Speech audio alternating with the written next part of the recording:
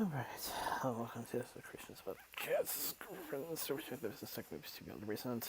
Uh, most of it with my brain's autopilot yesterday because I forgot my colleague here had some things to do yesterday. Yeah, I was working a wedding reception. Didn't get out till midnight. Yeah. Which may have contributed to his sapped energy. Yeah, I've been busy all week. I've had like zero chill time. Even today, it's like I was planning on sleeping in, but it's like nope. Get called in to help with some tech issues and moving some stuff. It's like fine, whatever. It's uh. So yeah, for tonight, I'm basically running off of Pepsi Blue. But yeah, my week. Yeah, so move stuff from storage unit Sunday, move stuff from storage unit Monday. Sorted through the stuff that I got from the storage unit Tuesday. Worked, okay, it didn't work Wednesday, but sorted through fabric from the storage unit Wednesday night. Worked Thursday, Friday, and last night. Today I just mentioned that, and I work tomorrow. And then storage unit again on Tuesday, maybe, depending on weather. If it's raining or not.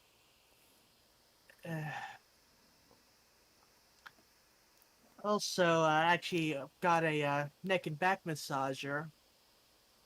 Seems to be doing okay so far. We'll see how that holds up after a day of work. Also, my gaming chair is still not here. FedEx says it got delivered to the front door, but yeah, it wasn't. So like I called them up. It's like, oh yeah, give it until about 8, and if it's still not there, call us tomorrow. So I have to do that.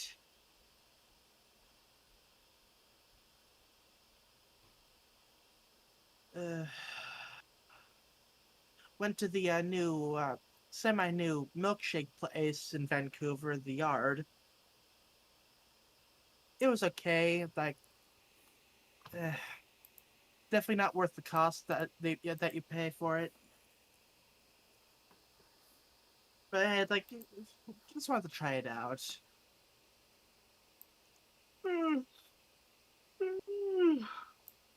Sorry.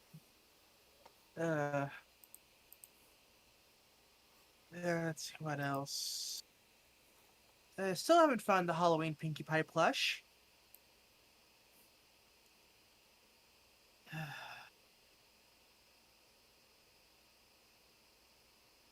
Like, they didn't even list the thing online. That's how whatever it is.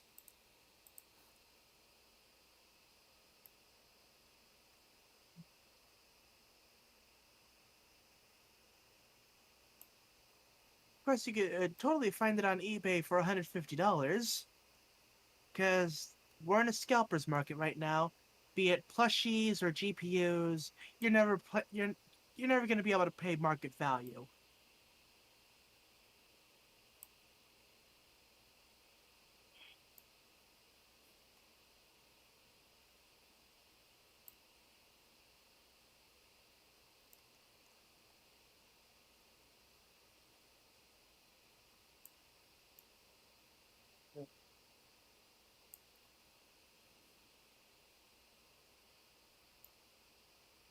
Let's see what else.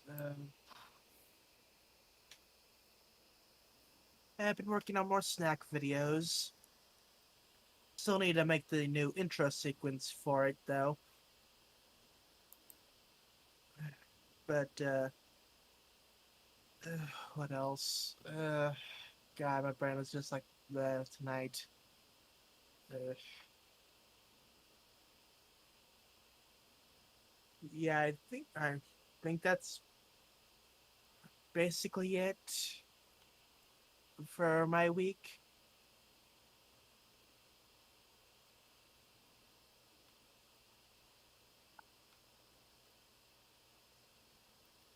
Yeah.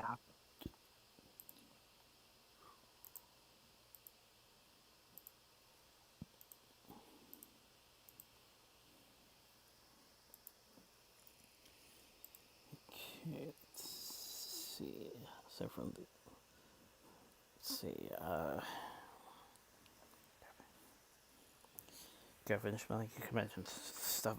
Convention stuff, of course, which mostly consisted of a couple photos.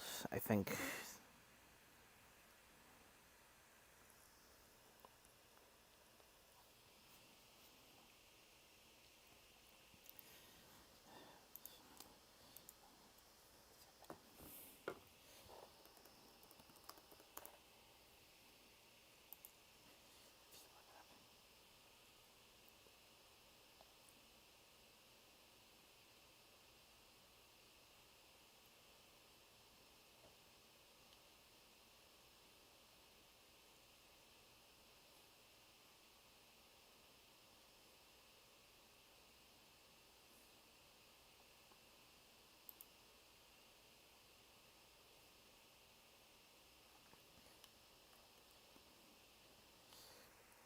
Typical face switchover. Let's see.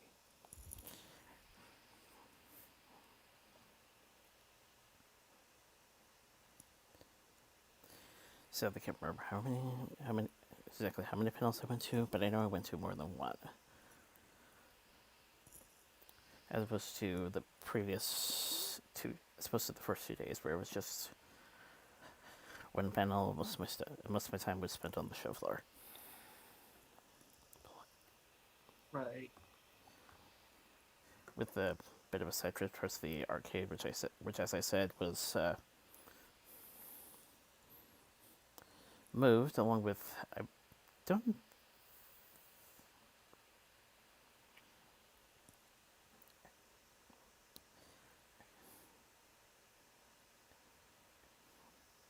actually I can't remember if that tabletop gaming was combined with it before, but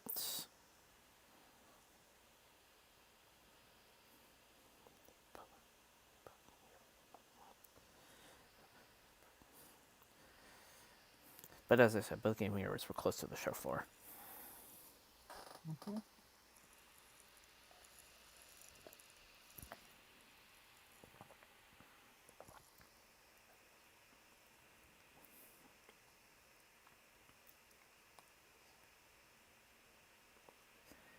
Aside from my convention business, there was also the matter of checking out, as well as right, of course, negotiating some back roads in order to get to the freeway, and then both of us getting back home.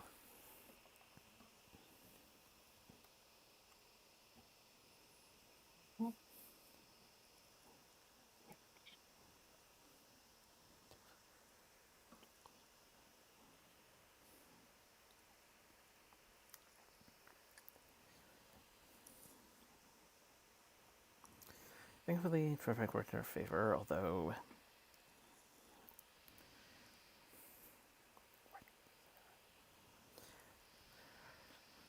riding with the drivers in experiences, I'll say that much.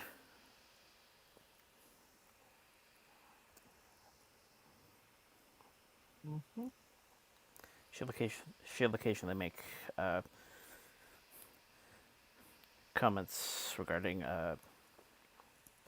methods of driving and things that come up every now and again,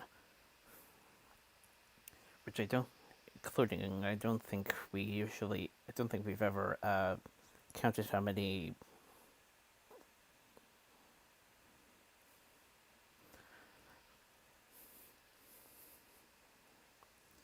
pull-off problems, to be precise, but I'm pretty sure that's more than usual, at least for the both of us. Mm-hmm.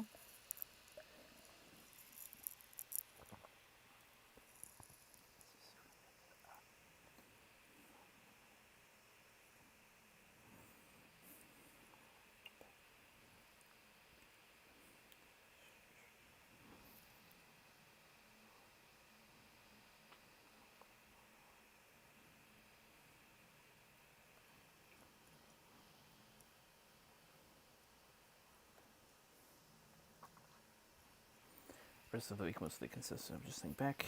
Uh,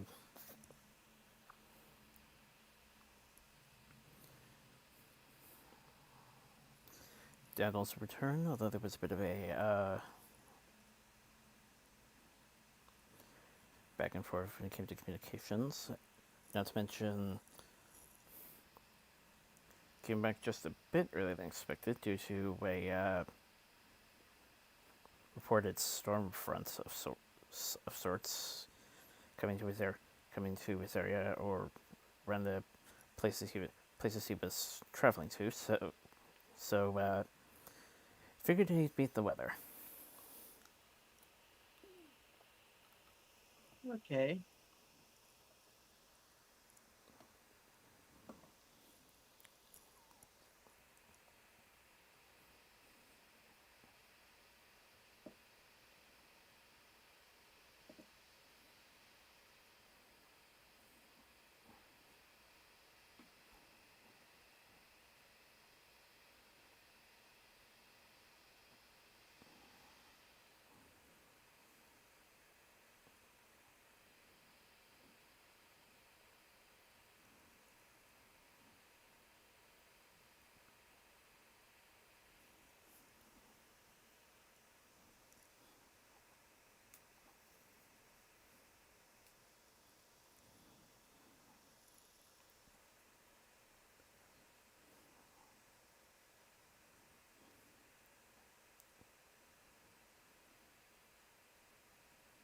Uh, Can't really think of anything else other than, except for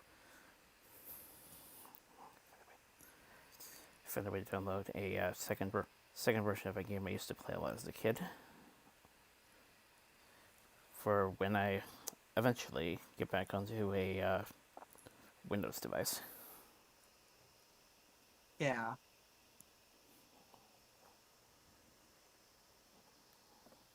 Yeah, but yeah, yeah, we're both kind of tired today, so things may be a bit slower than usual. Eh, I think you're the worst end of it. Fair enough.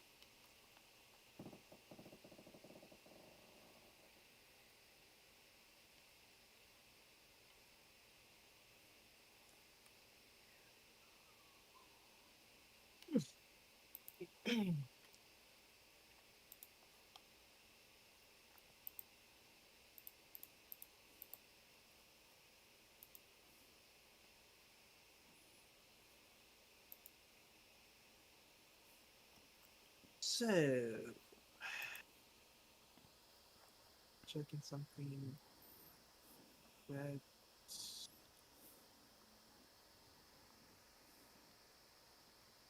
Hmm. I was just looking back at the schedule, and it's like, yeah, I might have to change the thing for next week's, considering I didn't issue one or two get delayed or something like. I thought I saw something that it was coming out next month, so you may have to switch that up. Yeah, because I actually went to the comic store today. I picked up issue 101. That was like the only one they had in for my subscription.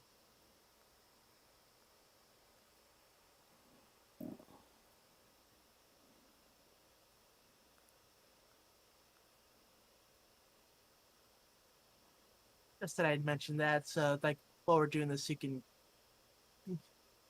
yeah, who knows? Like maybe we'll just do another Gravity Falls episode. Whatever, whatever we Okay. can slot in. Okay.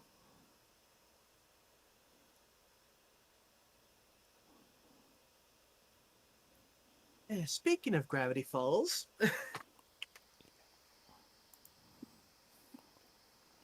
uh, Interesting. Interestingly, I found that there was a secondary title of which Hirsch actually didn't approve of. oh Northwest to mention Noir. yeah, Hmm. Uh, yeah. Gravity Falls Season 2, Episode 10, Northwest Mansion Mystery. So the episode begins at the Northwest Mansion. They're prepping for big the the big party of the year where all the rich and powerful people are going to be there. So they're getting stuff set up, and Pacifica shows up in her dress, but yeah, apparently it's the wrong shade of green. Like, gotta change. And but Pacifica actually likes this dress, but no, do as you're told now. Like, fine, yes. But suddenly, the silverware, the plates, the candles, the glasses, everything just starts floating and flying around everywhere. It's like it's happening. So like, okay, he knows something is up. Like, okay, clearly this place is haunted. What do we do? But okay, idea. So apparently, Dipper's been getting a bit of recognition lately because apparently he was in the paper for I don't know some sort of vampire bat. It's like, okay, we'll get him to fix the problem. And then oddly quick quick opening sequence. I don't know if that was like a thing for this episode or they just decided to speed up the opening sequence at this point in the show. Like it didn't feel like it was like a issue with the actual video file.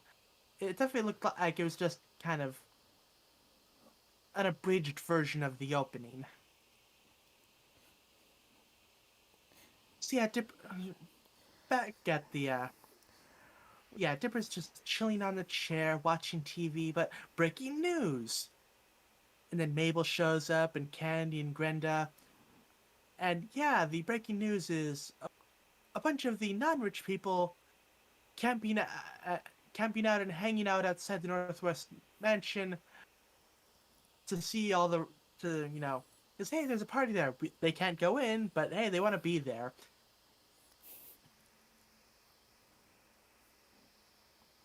And Dipper's not sure like why everyone's so excited about it. Like, it's just a rich people party, but they explain that yeah, but like rich snacks, even richer boys,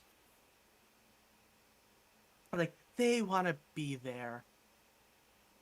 But Dipper's like, whatever. Like Pacifica's the worst. I'd even say that to her face. Someone knocks at the door. It's Pacifica. He tells her she is the worst and shuts the door. But no, she needs their help. Like she'd rather not be here, but she knows he's kind of an expert on this whole thing. So she asks him for help about the whole haunted mansion thing, and like he's kind of like, what's in it for me? But Mabel will takes him aside. It's like, come on, get us invites for the party. And it's like, fine. He'll do it on the condition that he gets that she gives out 3 invites. Like he's there as a problem solver. The girls can go. Like yes. So they get to the mansion, and it's like,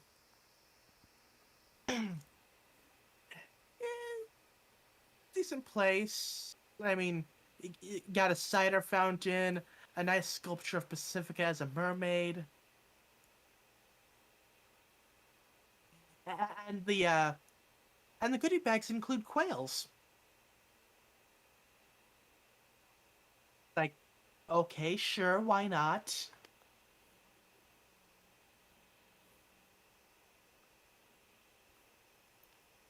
But yeah, like Mabel and the girls got dressed up. Dipper's in his usual attire, but no, that won't do.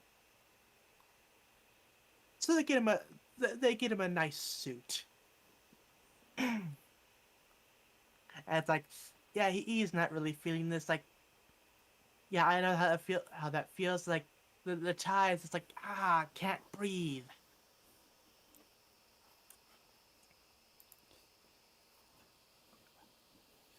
But yeah, it's like Pacifica's being her usual self, and yeah, Dipper points out like, yeah, the Northwest got all this stuff by lying and scamming people. But yeah. Meanwhile, the girls are checking out the guest list and see a picture of Marius von Funschauser from Austria. It's like, ooh, he looks nice, but probably out of our league. Like, yeah, we should probably agree not to go after him. I'm sure that truce will go well. So Pacifica brings Dipper to the main room where the haunting is happening, and like he explains to Pacifica that that ghosts usually file under a 10 category system, and floating plates, eh, that's probably just a category one. All you need is some anointed holy water, and it'll be fine. So he looks around. His device is beeping by a painting of a lumberjack. Okay, okay. Oh wait, hey, the jumper the lumberjack's missing. And then the uh the bear heads are leaking blood, and the animal heads start chanting ancient sins. Like, hmm, yeah, think someone did a bad, and yeah, the objects start flying around. More of the animal heads start dripping blood. And Pacifica is panicking, but Dipper's like, this is fine, this is fine.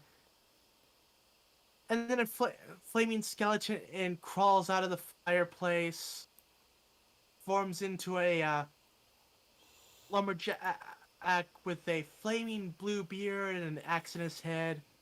It's like, oh, that's not good. Okay, you need to consult the book. What does it say about a category 10 ghost? Pray for mercy. Like, oh, thanks, book. But yeah, they're hiding under a table, but the table moves and they're found, so they start running. Meanwhile, the Pacifica's dad is greeting all the rich and powerful guests, and the girls are having their fun. Candy's, you know, got in a sweet savory loop with a chocolate fountain and a fondue fountain. Like, hmm, not sure if I would go for that. Like, Mabel snaps her out of it. Like, okay, things are going well, and then Marius arrives. Like, decently long flowing hair, and they are just like, whoa. Like, no, gotta stick to the truce. Like, we made an agreement, but yeah, Mabel and Candy are having some different thoughts about that. I like think about maybe working together to try to woo him. Like maybe one of them will get him, but they decide to leave Grenda out because she's a bit how should I put it? What's the right word for this? Uh, Sorry, my brain is kind of like the she does the whole "what's that?" and flicks the nose thing. So yeah, she's a bit I don't want to say aggressive, but like she's definitely more yeah. Meanwhile, back with Dipper, Term we're looking and for, you know, term we're looking for is rough around the edges. yeah. So Also, yeah, Pacific and oh, go also, ahead. also apparently we're gonna have to get used to that shortened theme because, according to the wiki, this is the debut episode. Ah, so that's just a normal thing going on then. Okay, good Going to know. going to become a normal thing. Yeah. So yeah, Dipper and Pacific are running, and Dipper's checking in the book. I'm like, okay, how to get rid of the painting ghost? We need a silver, like a silver mirror. Okay, hey, there's a mirror, but wait. Pacific's like, no, you can't go in there. Why not? My parents' really nice rug is in there, and we're tracking mud all over the place. They will be like, Eesh. Like, no go, no, find a different way. But Dipper's like, come on, like we have more serious issues here. But yeah, Pacifica is not having any of it. They start fighting and fall through a painting into a hidden chamber. It's like, huh, what's this place? Hmm. But then Dipper notices that something's coming out of a sheet-covered painting, and it's the ghost. Thankfully, Dipper found a silver mirror around, hand mirror around, and uses it to capture the ghost. So yeah, everything's good. Ghost is captured. The people are safe. Pacifica gives Dipper a hug, and then offers to pay him to never speak of this again. Like, and yeah, like maybe Pacifica isn't too bad. And yeah, he's gonna go on his way to banish the ghost. Like, Pacific was like, "Why didn't you stay?" But like, yeah, he's got important things to do.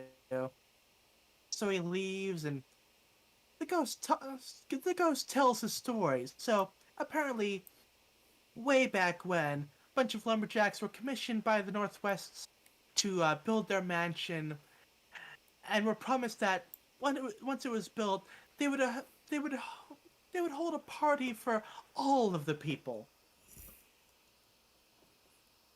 And if you know anything about the Northwest, yeah, they backed out of that deal, shut them out, and yeah, without all the trees, the floodwaters came in, and yeah, the ghost, he was one of the lumberjacks, and his axe got blown up during the flood. Not blown up as an explosion, but like upwards, and yeah, flew into his head. And with his dying breath, he swore that at like what was like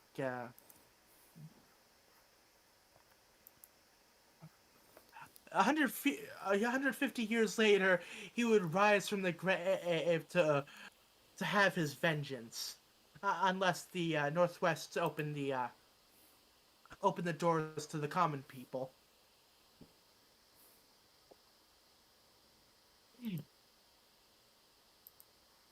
And like, yeah, they knew what was going on, which means they tricked him. Dipper's not very happy with this.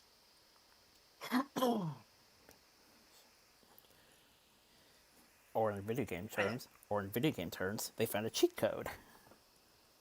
Yeah, and he confronts them, and yeah, Pacifica admits that she didn't want to lie to him, but like her parents made her, and she can't say no to them. It's like, But yeah, Dipper is like, you guys really are the worst. And Dipper storms out. But he's still gonna banish the ghost because, like, yeah, he's kind of intense, and besides, his sister is in there, and like, it's like, you can't have him, wreak havoc while she's there.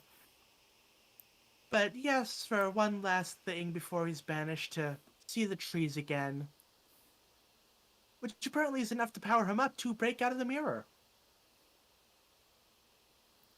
And so the rampage begins. Back at the party, Mabel and Mabel and Candy are trying to woo Marius, but yeah, it's not really working. And then Brenda sees what they're doing, like, what the hell, guys? We had an agreement. Like, she is not happy with them. So she goes up to Marius, like, what's that? Does her thing, and they all walk off. And Marius, like, whoa.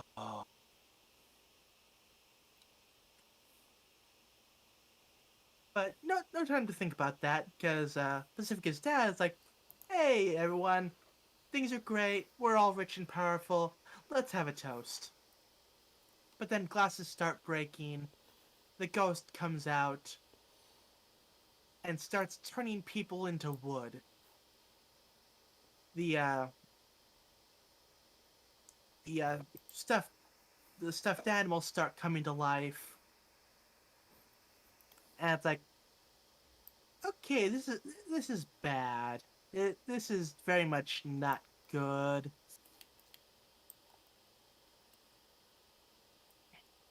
And yeah, Pacifica's dad is like, okay, we need to get to the panic room.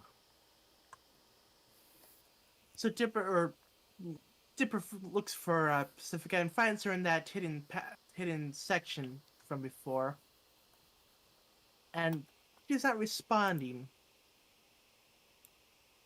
But she tells Dipper's like, yeah, this hidden chamber, it has a bunch of paintings of all the lying and cheating that the Northwests did throughout their history.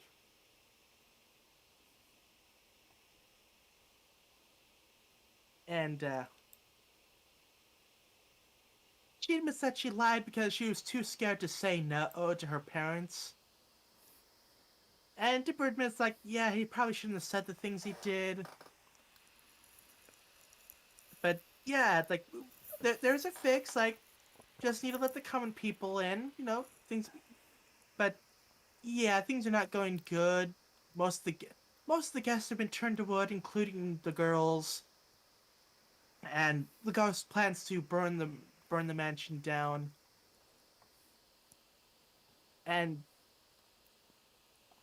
yeah, Dipper's like, okay, I can fix this. I have a silver reflective thing in the form of this serving plate, and it gets blasted away, and Dipper gets turned to wood. Bad end. It's like, but no, not over yet. Pacifica calls out the ghost. It's like, hey, you want the door open to the common people? I'll do it. And it's like, oh yeah, show me. And so she opens the gate. Well, she doesn't open the gates yet. Her parents try to are like, no, don't do that. We can't have the common people see us like this. Come into our panic room. We have sandwiches for days. We'll eat the blur. But Pacifica's like, you know what? No, enough of this. Shame on all of you. And opens up the gates. And outside, the people see the gates open and charge in. The ghost seeing this, like, ah, this is great. Like, finally, the people are allowed in. And so, like, Ghost is happy. He's satisfied, and the people start returning to normal. And the people barge into the mansion, and Pacifica's dad is like, no, no, no, no, this is not right. Meanwhile, the girl's like, yeah, let's stop fighting. This, yeah, yeah. But then Marius shows up, like, and goes to Grenda. It's like he's never. How should I put it? No, like, yeah, she's so bold and confident, and he can't get her out of his head.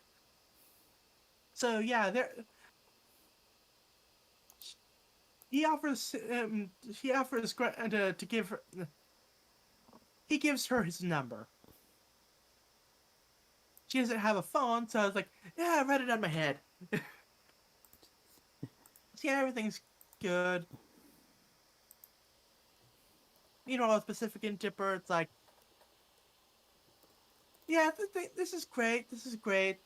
Unfortunately, next year, parents are probably gonna shut it off to just the rich people again. So you should enjoy it while you can.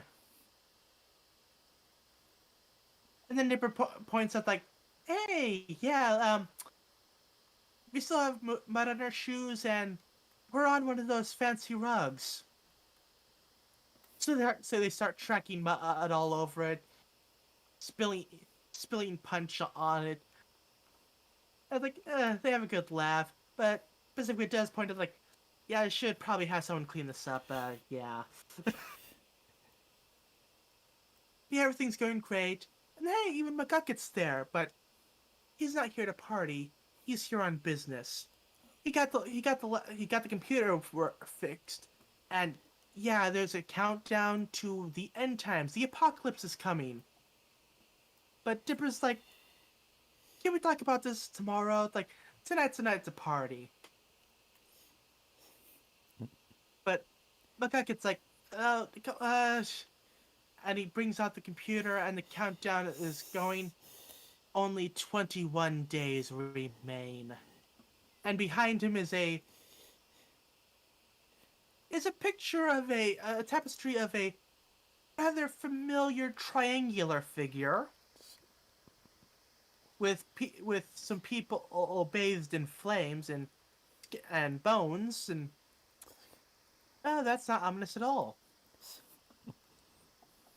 And as the credits roll, two of the party guests go into a closet and unmask themselves as, hey, remember those agents from the season premiere? Yeah, apparently, yeah, um, yeah, apparently they've detected activity on the machine. It's like, okay, it's go time. It's like, ooh, we're getting we're getting more plot at the end of this episode.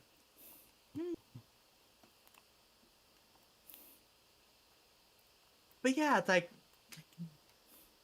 as far as I know, like this is kind of like the conclusion, most part or conclusion to the Pacifica character arc. Like, she finally broke away from her parents. It's like she's she's done with their crap. Like, yeah, and like good on her. It's like, yeah, it was nice. Uh,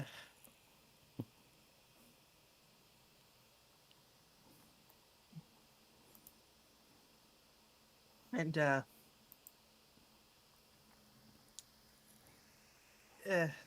usually have more to say. My mind's just like, I apologize for that. Uh,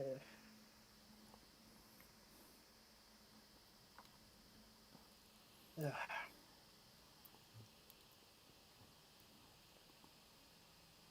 yeah, very nice episode. Once again, great writing, and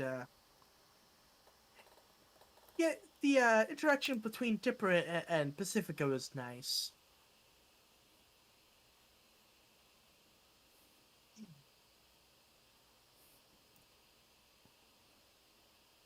Ugh.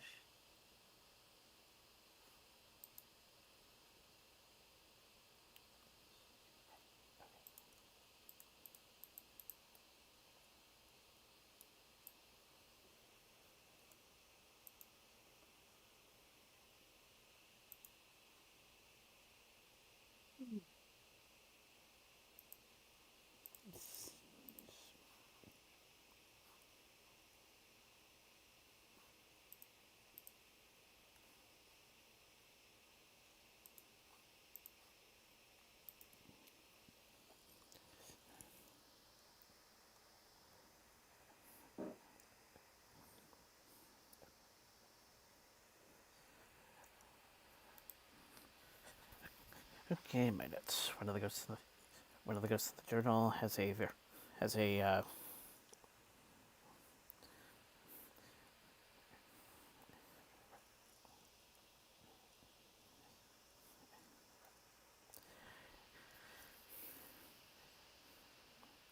nice nice touch of retro. Not quite sure exactly what characters have I pinned down for the beanie, but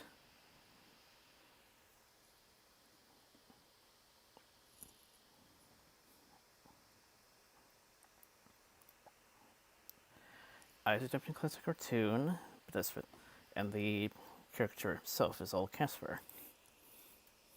Hmm.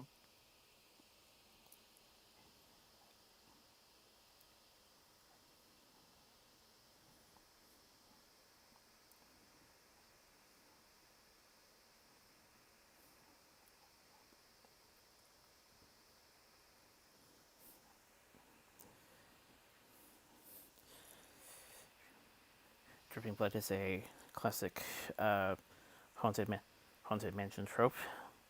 Though I couldn't quite pinpoint Yep. it. Though I could, though it's though I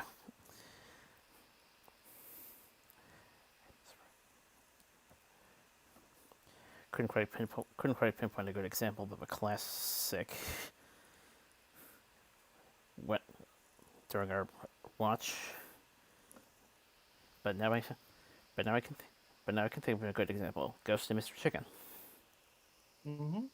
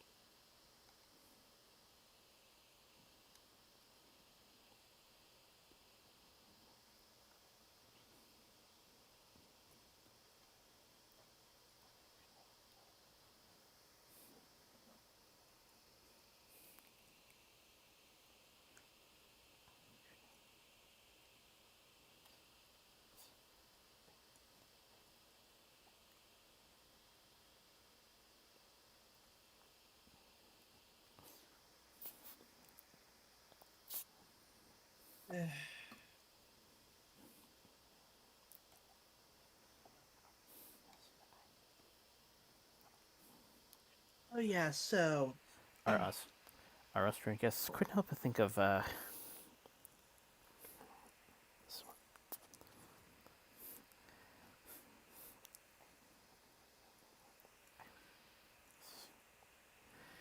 couldn't quite couldn't quite throw a good joke couldn't quite throw a good joke quote or something, but could definitely think of Schwarzenegger.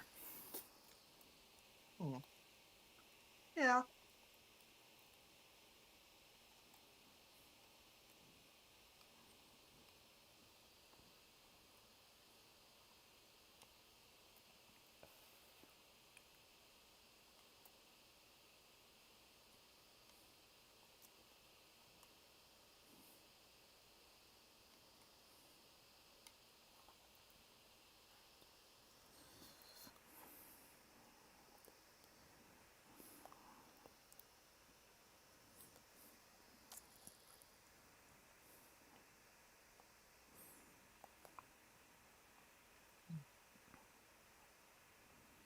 yeah, just remembered something.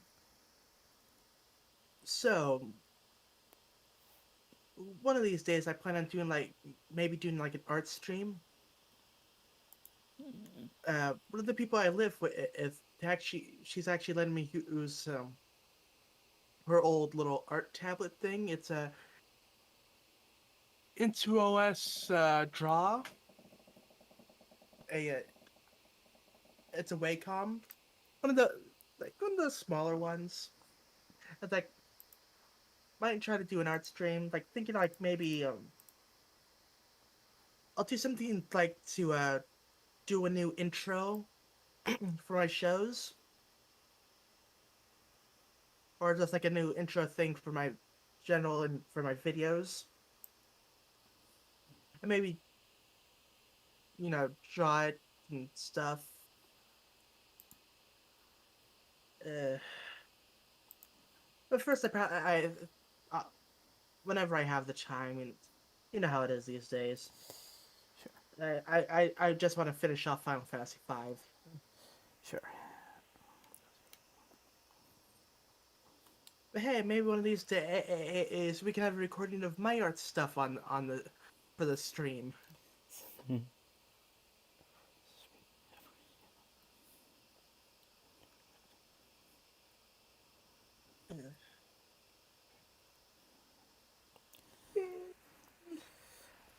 Of course, we've mentioned the obligatory CMC parallel.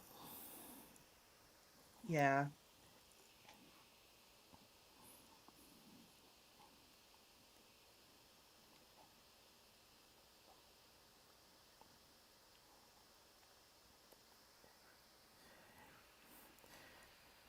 And of course, we got the overarching plot bit. yeah. Like we got character arcs, we got normal plot, we have like the little side plot with the government agents. Like everything's starting to come together.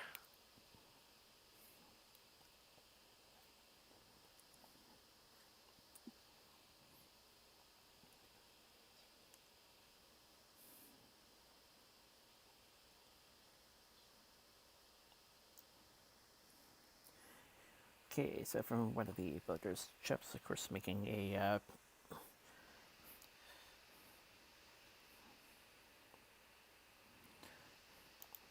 local appearance. Looks like I see also, if I'm correct, yes, one of the Parks and Rec guys. Uh,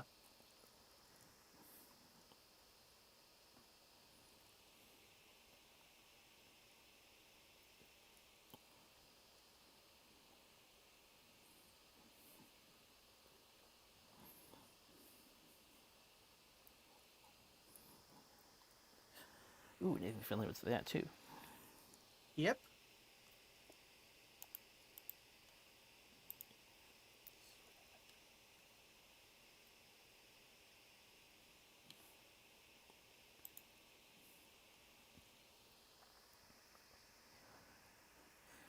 Not exactly sure if I call him an not sure exactly if I call him an understudy. If I call him an understudy, I don't know if there's any confirmation of that. But the second Lightning McQueen was also in this. Hmm.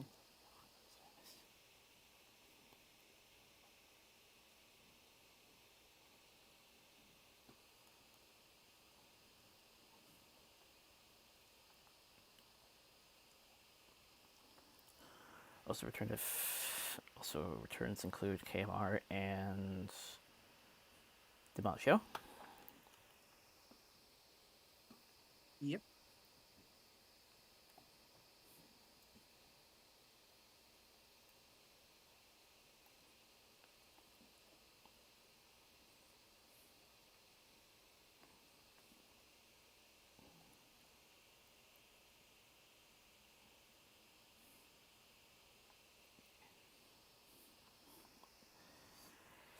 And our translations. Next up on UTBHC, did Aliens for the Constitution, Crawdads and Tiaras, and Florida the Show. Mhm.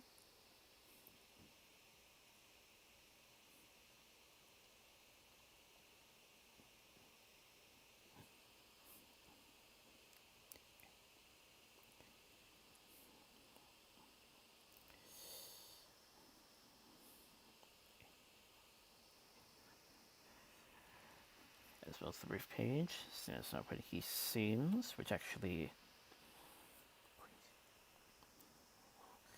according to what I'm reading, is a nice tie into the next episode. Yeah.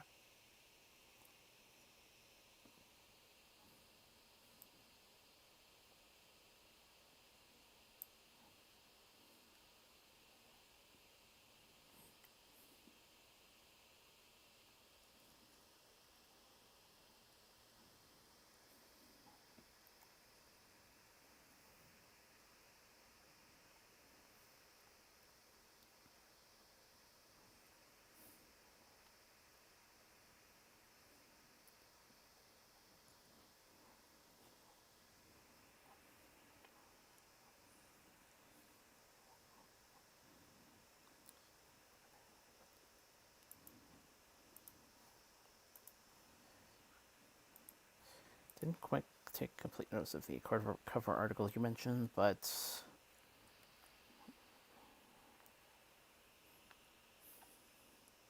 well, until tonight.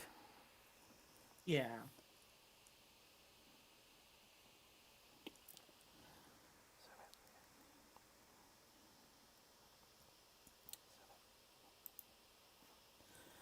So that's been edited.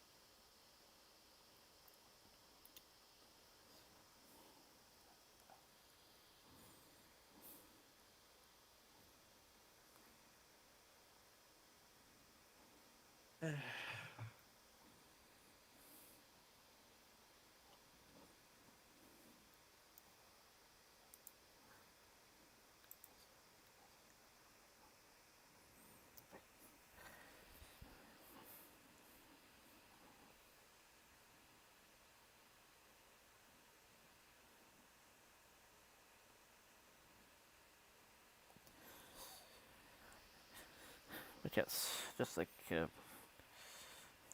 pun is before it. In some cases, technically after.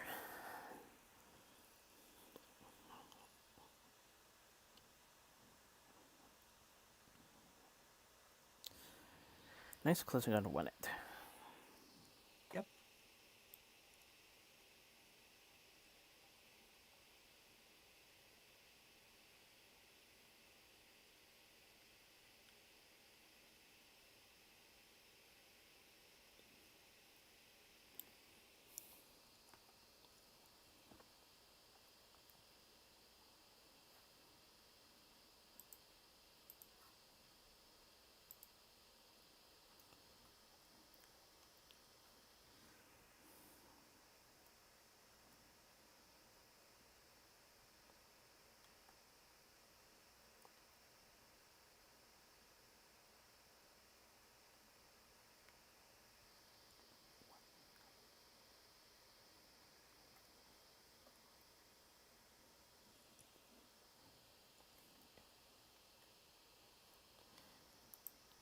And once again, I am keeping a close eye to see if there's anything else worth adding. Mm-hmm.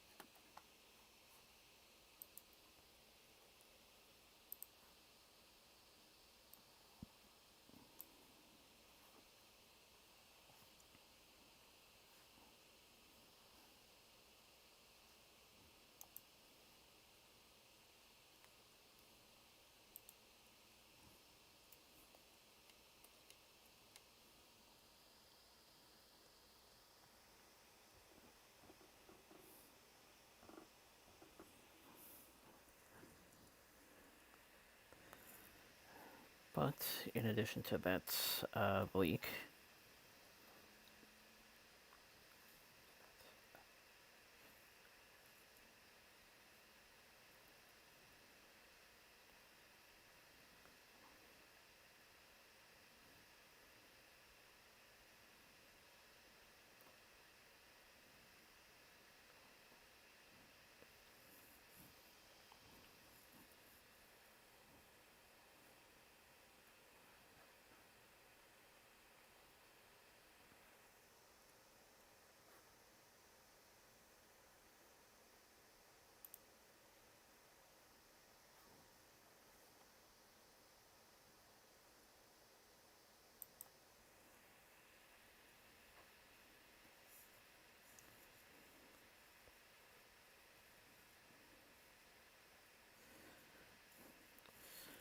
They run the promos, signatures,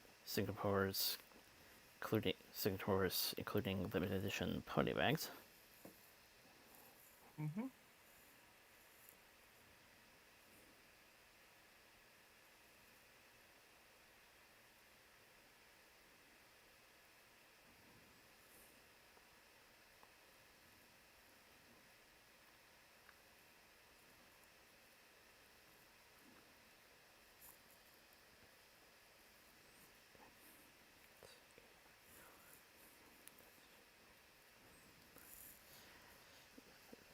And official personality tests, which I saw quite a few videos of.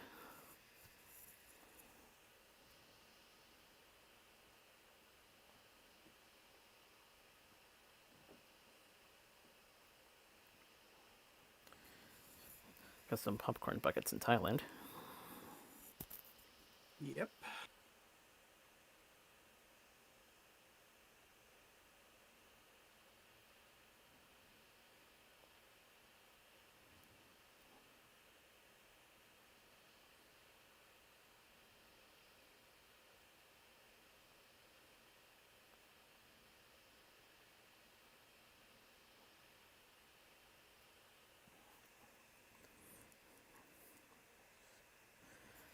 Fun facts. We also got a Christmas assortment from Hallmark.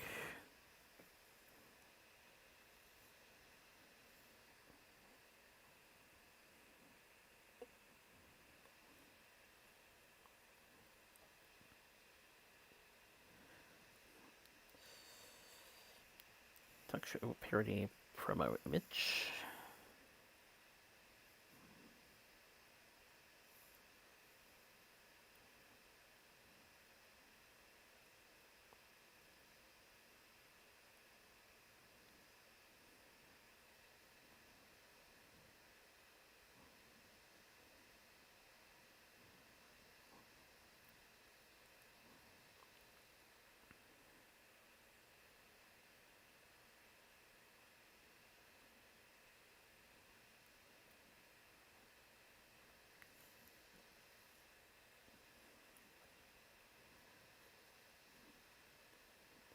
Run by the clip. Bonnet Jewels.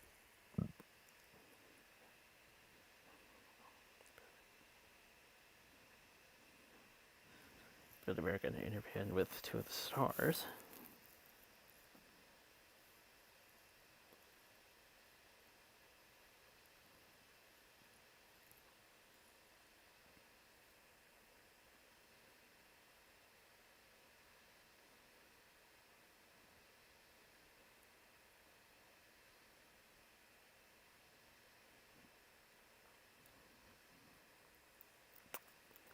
Exclusive figure with the official magazine.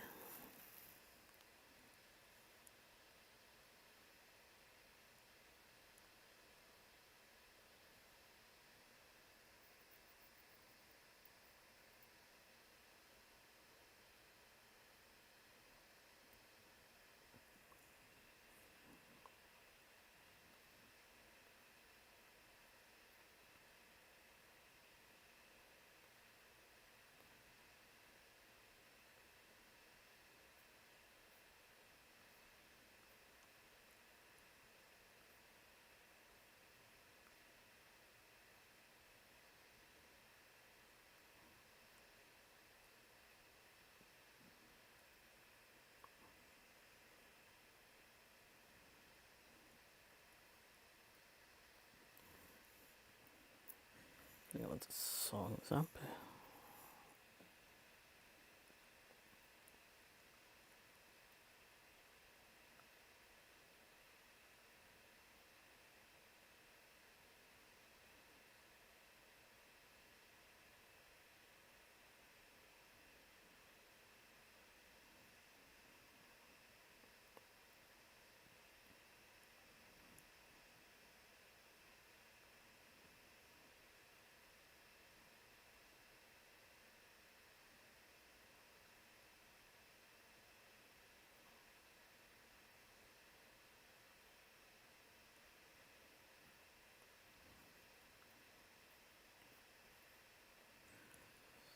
A few more teasers and trailers.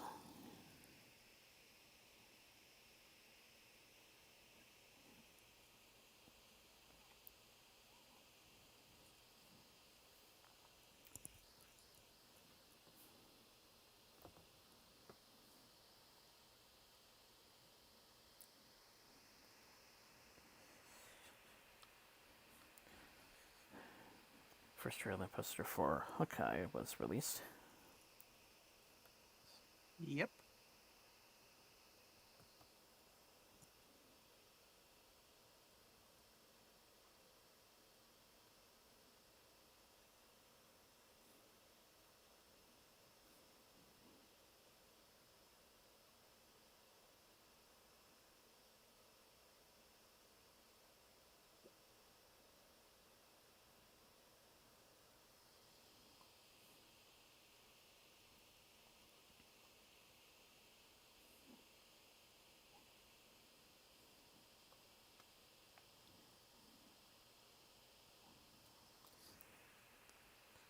There's a possibility that the actors from Guns Suicide Squad could appear in Guardians 3. Cool.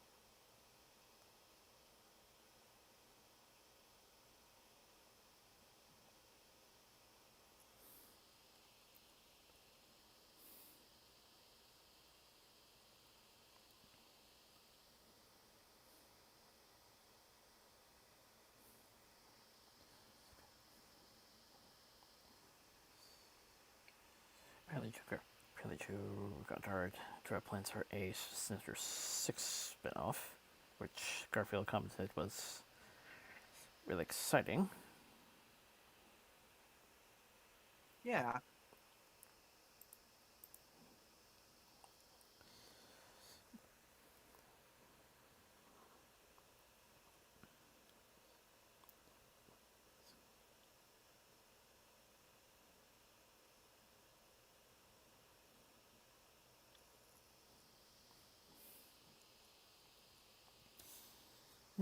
Maybe one of these days. Yeah. Maybe if a Spider-Man movie series can make it past the number 3.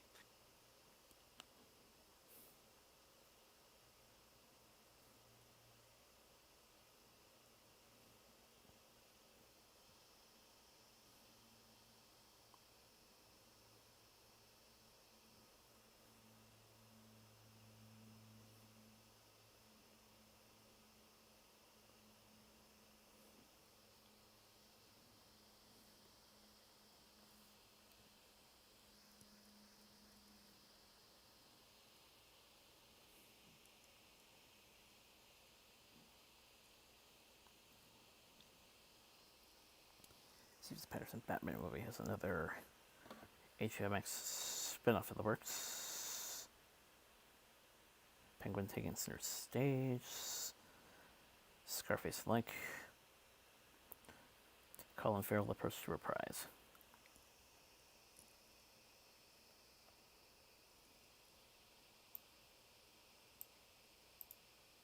Nice.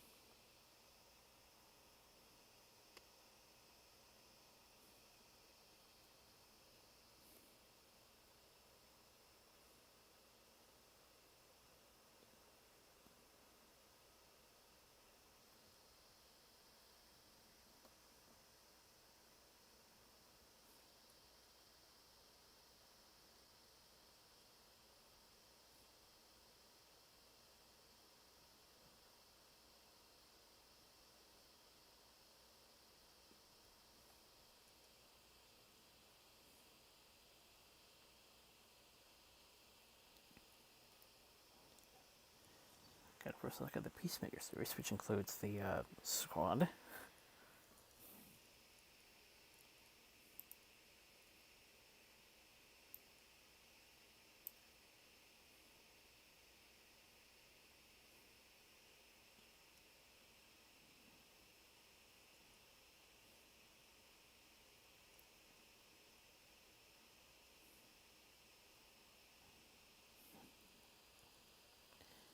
Andy Circus is one of two, and into Idris Elba's Netflix BBC Luther film. Shooting is starting in November.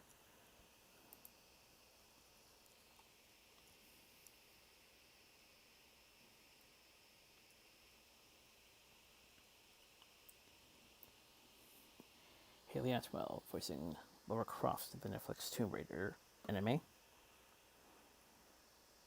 Hopefully it's good. I mean, it's okay. On one hand, it's a video game adaptation.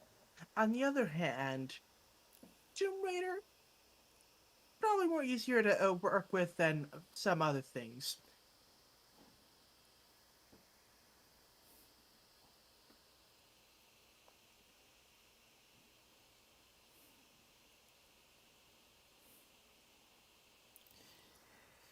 And speaking of animation,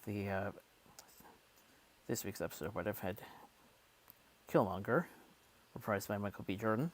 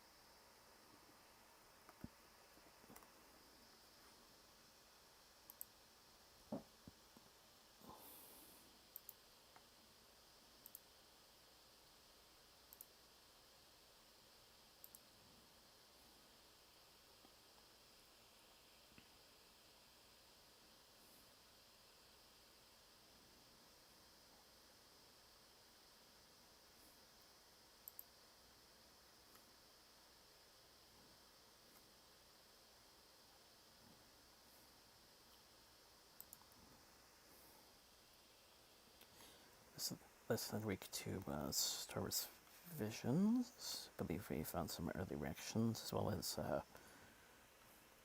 apparently we're going to get some pre-release stills.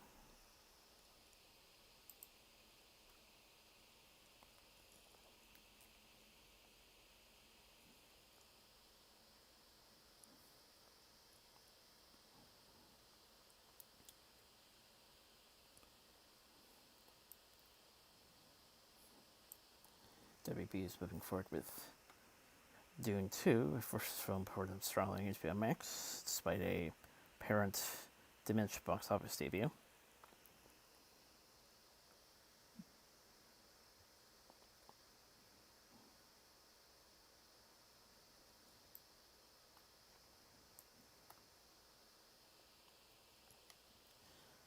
They are also developing projects with other characters in the Mortal Kombat universe.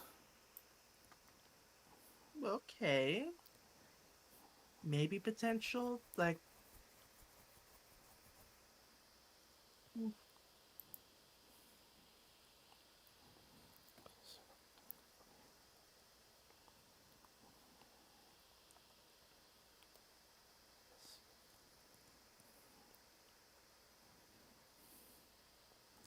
WB MKU, I guess, is the appropriate nickname.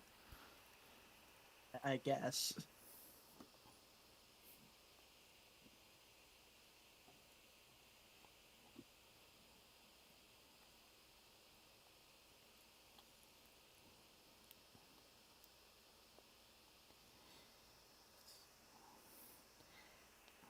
Keegan Michael Kay added to the cast of Wonka.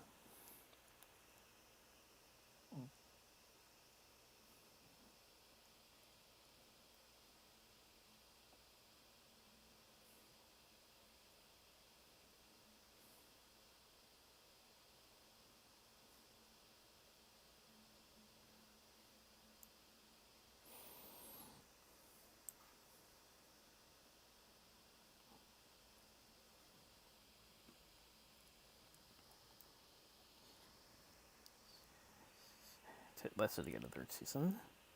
Sade Ikis was previously making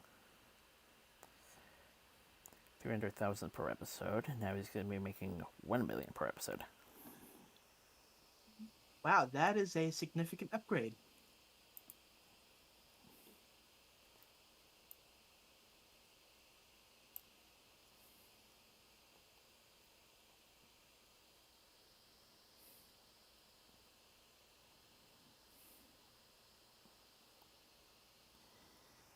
Ethan Hawke to play the voice of Batman for Batwheels.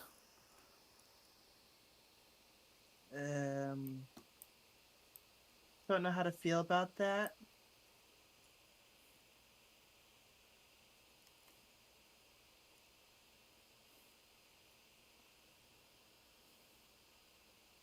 Like, yeah, it seems like they're going all in on Batman. Like, I mean, I like Batman as much as the next guy, but like, you have other characters, right?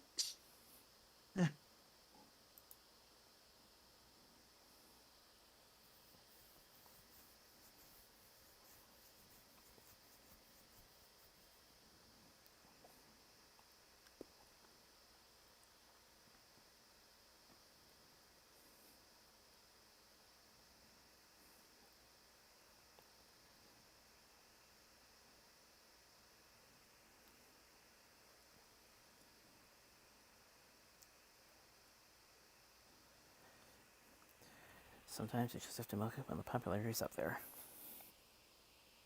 Yeah.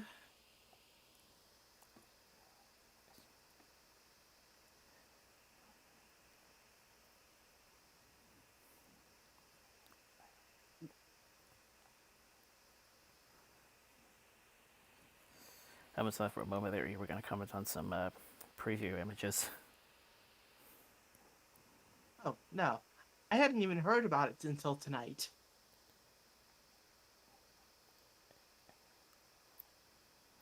And I'm gonna look it up. I believe I can't remember if I previously mentioned it, but I think I'd known about it for a while.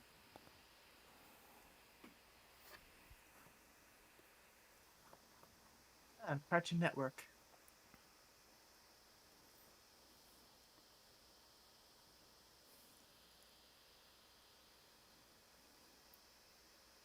Sentient vehicles.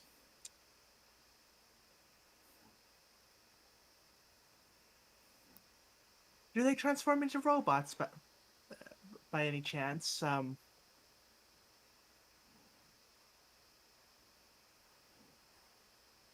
Because if they do, I believe Hasbro might want to have a few words.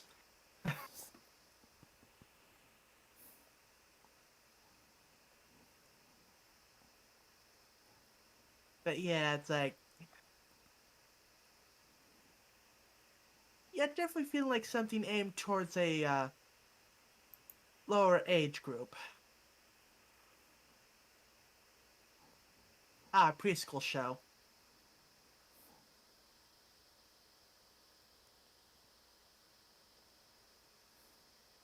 Eh,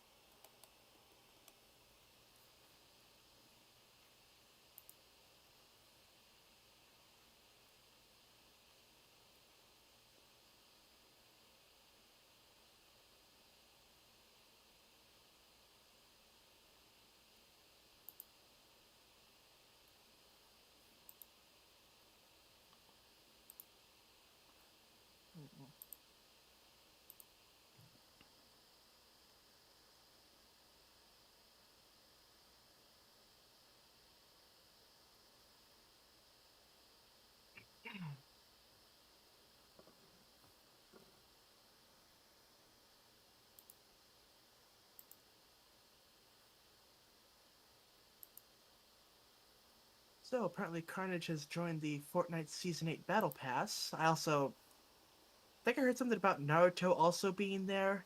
I had to double check.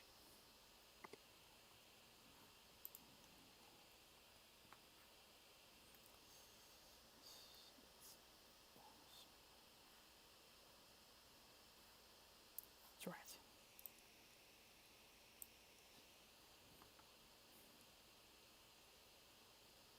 Or maybe Naruto is part of like a separate thing going on.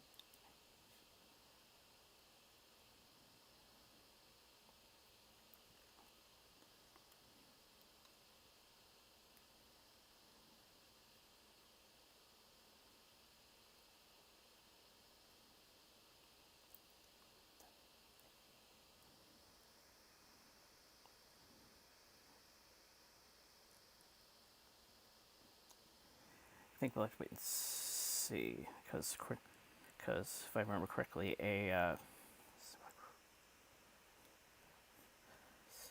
similar crossover sorts that was more fan based Hmm.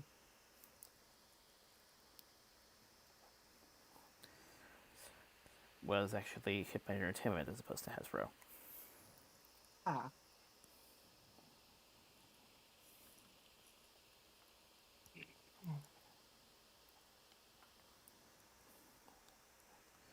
Point you mentioned it, I couldn't help remember the trouble that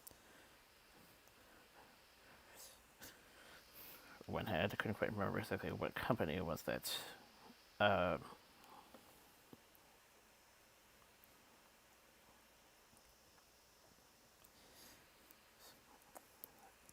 hit them with a notice, so to speak. Yeah.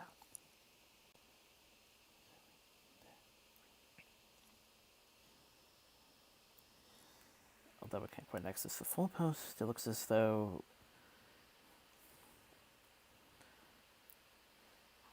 Hasbro wasn't as tenacious.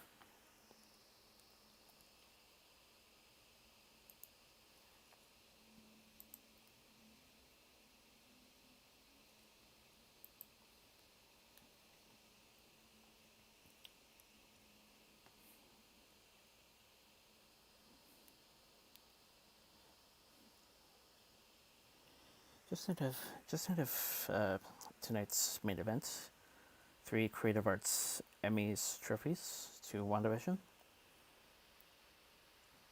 Yep. Best fantasy sci-fi costumes, best music plus lyric for plus lyrics for Agatha All Along, and best narrative half-hour production design. Like, congratulations.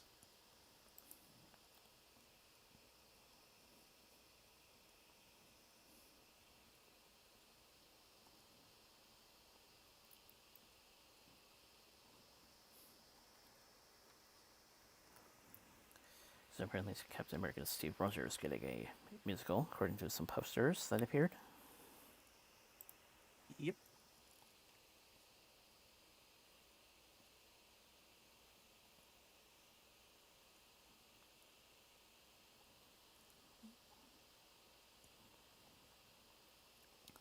Jeff Bridges' cancer in remission, as well as fully recovered from a near fatal bout with certain things.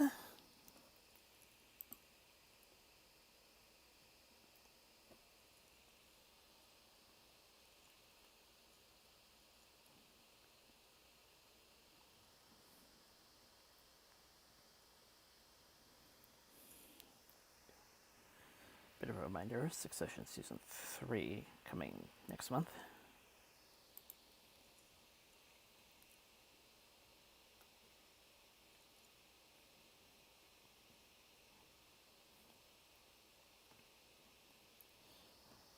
Mark Maron voicing Lex Luthor in DC League of Super Pets film. That is a thing that is happening, I guess. Hmm.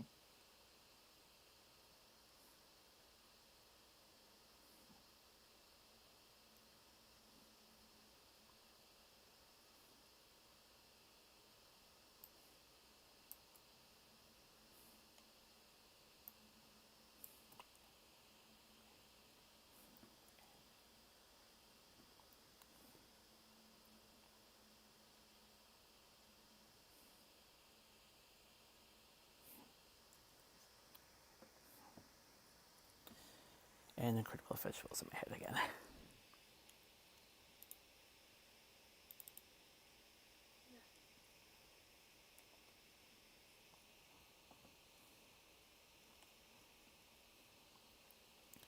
Given O'Connor, Suicide Squad's rejected.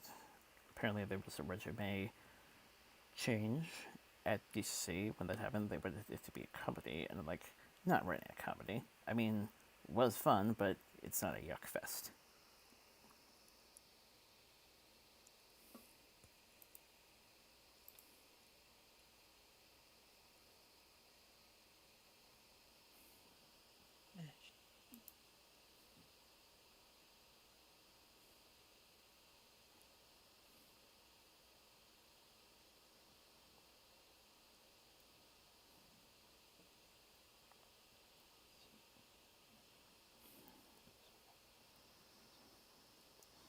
Got some more Marvel and stuff. Ludwig, or, well, Marvel Disney. Ludwig, Gore, and best composition in a drama series. Mandalorian. Yep. Mandalorian also won Best Stunt Coordination and Best Stunt Performance, as well as Best Special Visual Effects.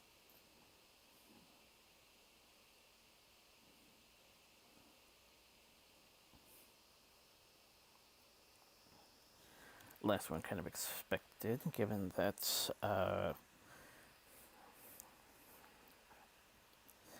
read about another Star Wars series also winning for visual effects. Mm-hmm.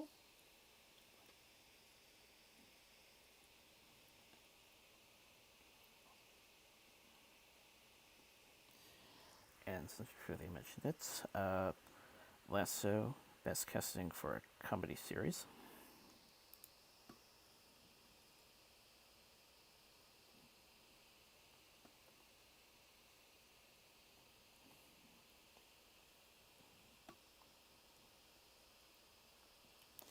Got some new stills from Eternals.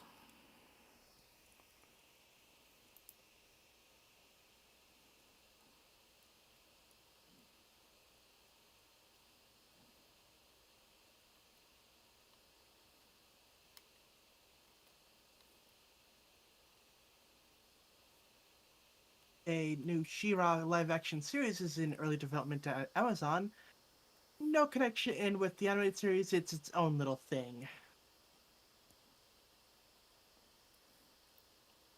But hey, good luck to them on that.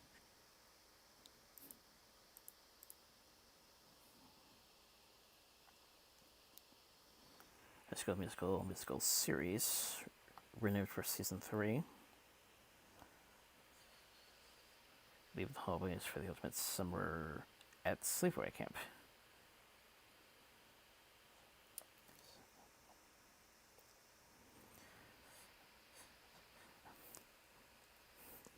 So a little bit different from the second film.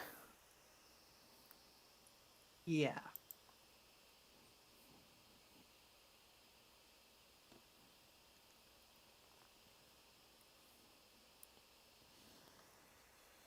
Gonna first look at Glenn Close's next outing, Swan Song. Hmm.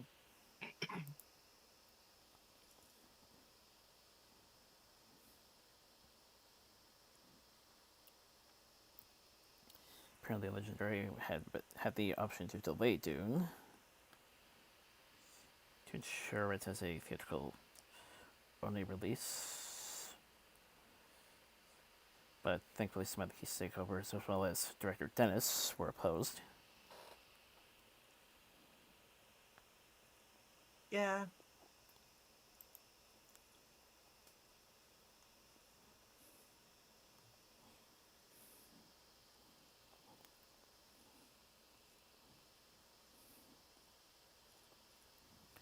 Don't know if I call this a sign of recovery, but live action driver series in the works at Ubisoft. Ew. Made for Binge, new streaming service which seeks to create high quality content for gamers. Hmm, a new niche streaming service. I'm sure nothing will go wrong with this.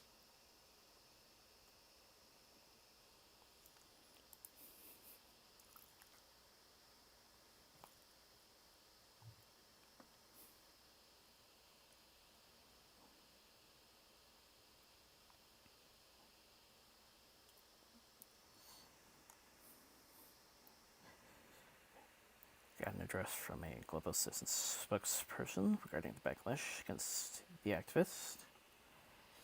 Not a reality show to trivialize activism. Aim to support activists, show dedication they put into their work, and amplify causes. Hmm.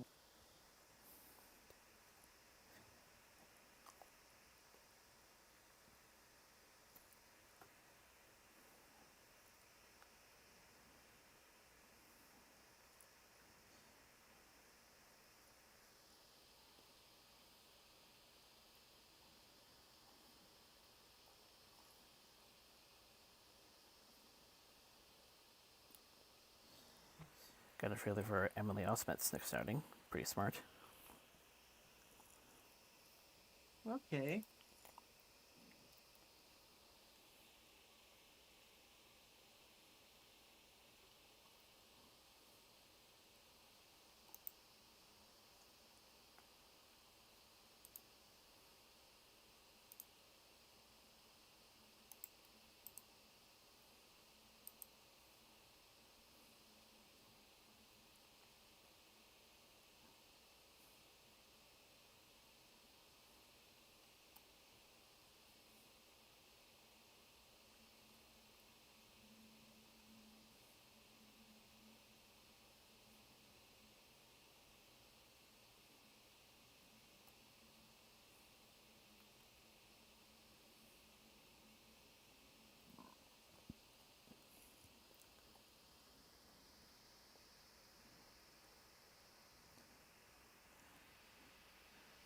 Piers Vincent Dono Frio returning as Wilson Frisk.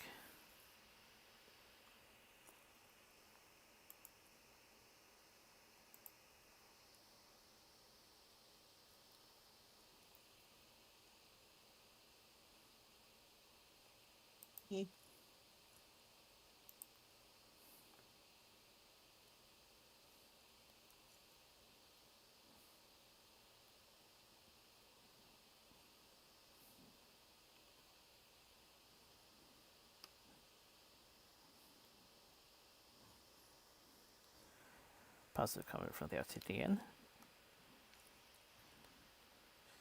Garfield saying Holland just as perfect.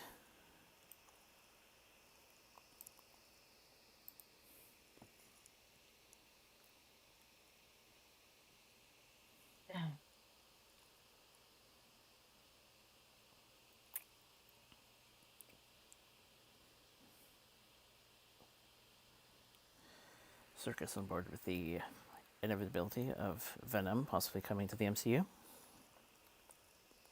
Yeah, we'll see.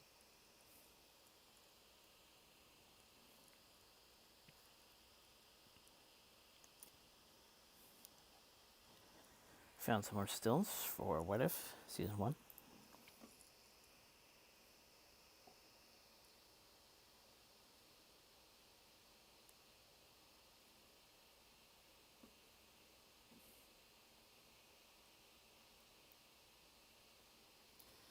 Tim Ross seems to have some difficulty repricing Abomination and She-Hulk till Ruffalo came in. Oh, that's how you do it.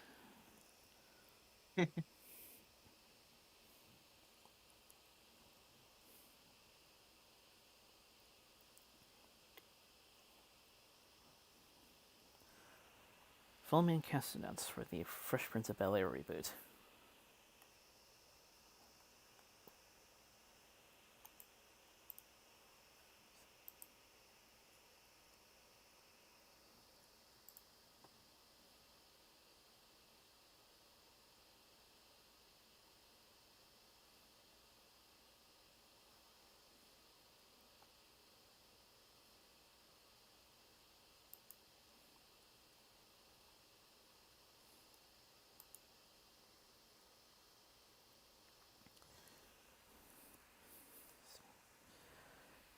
Speaking of which, one of the original cast members, part of opening ceremonies, was a close friend of one of the family racing teams earlier today. Hmm.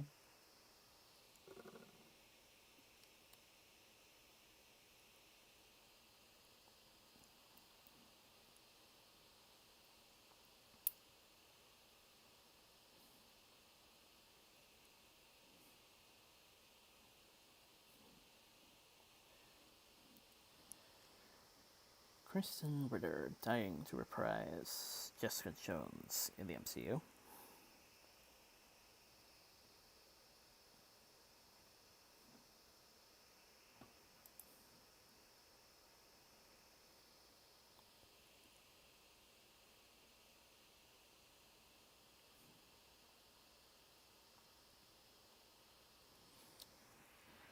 Garfield's still under microscope after allegedly appearing in a Way Home set photo. Smiling face of a mouth called Sweat. Photoshop.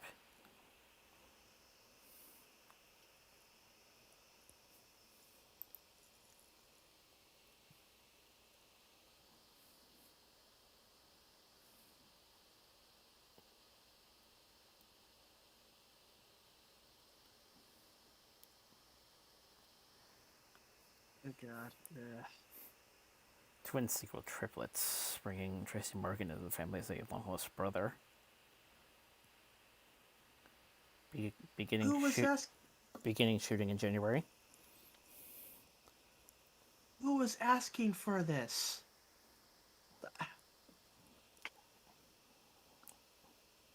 Like I went to bed. A decent majority of people who saw the film forgot the film existed.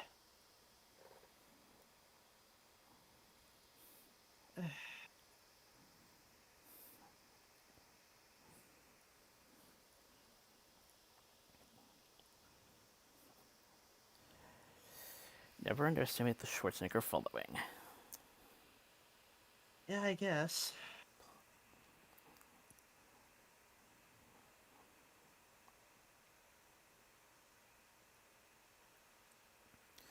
Plus, given Deadpool's creation apparently having a bit of a connection with it, not too surprised that it's kind of resurged a bit.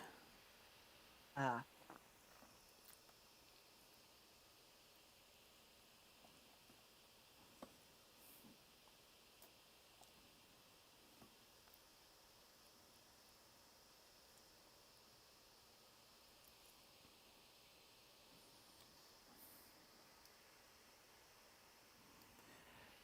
Netflix greenlighting a Dark Horse live action Grendel from Supernatural showrunner Andrew Dabb. Hmm.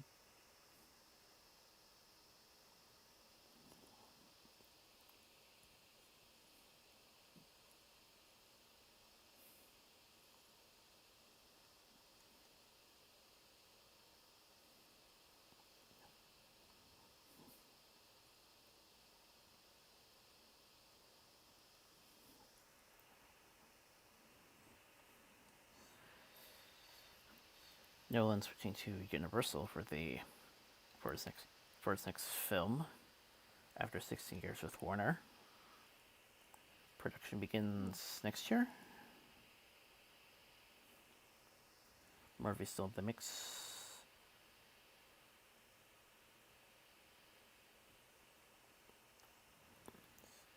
Release date either 23 or 24.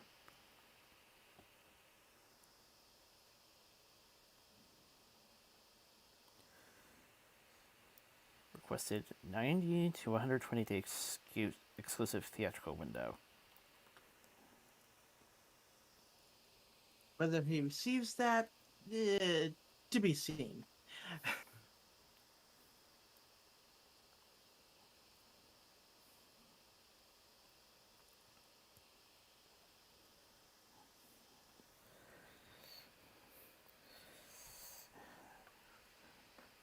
The What If mid-season trailer also came out. Yep.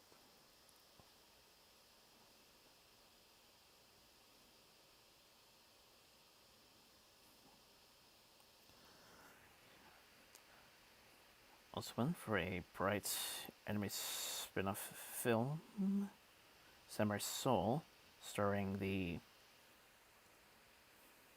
Shang-Chi star.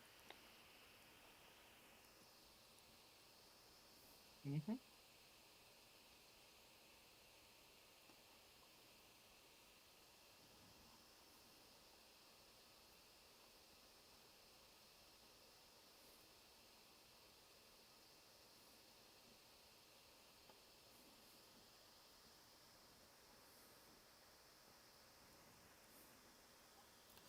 Getting some first looks was a trailing poster for Del Toro's Nightmare Alley.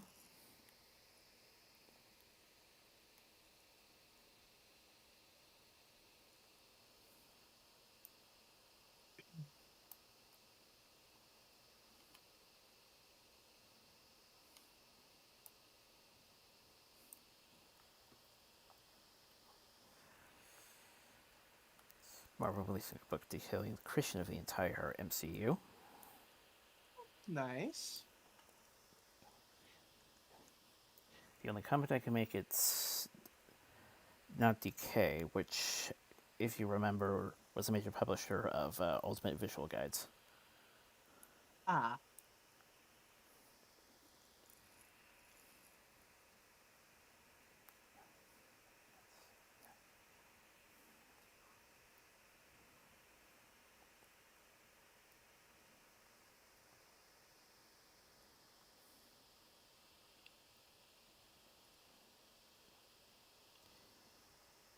Kate Bishop to be the next young Avenger introduced into MCU.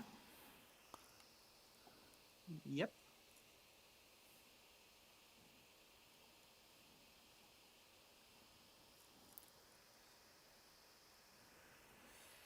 Gun trailer for Star Wars Hunters, launching next year.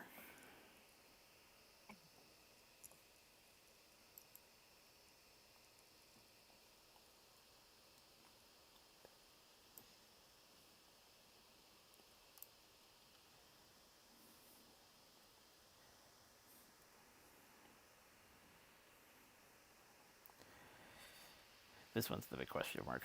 Logan Paul amongst the cast of Roxy, first screen life comedy. Hmm.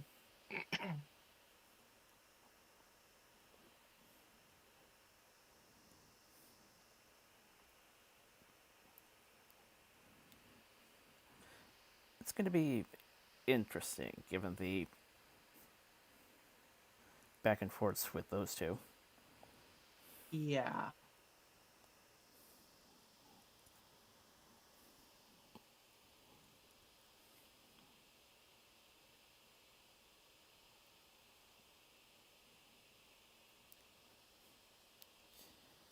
Getting first look at new trailers as well for Spielberg's West Side Story. Hmm.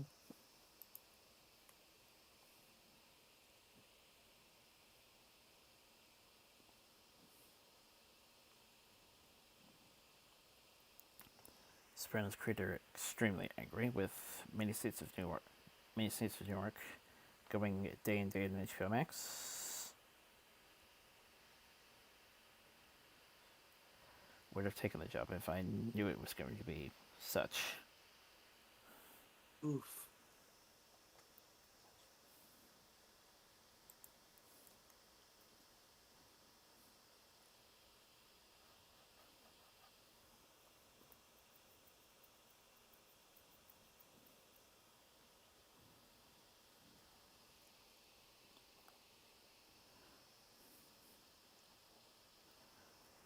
1 month to Women as Losers, also starring the Shang-Chi actor. Hmm.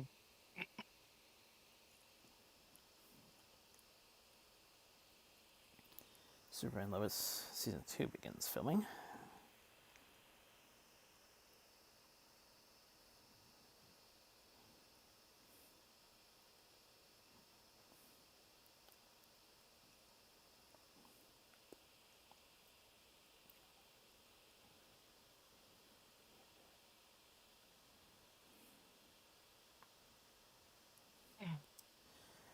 Thankfully, the Generation Girls will still have some projects despite cancellation. One of them, Spielberg's coming of age Fablemans. Hmm.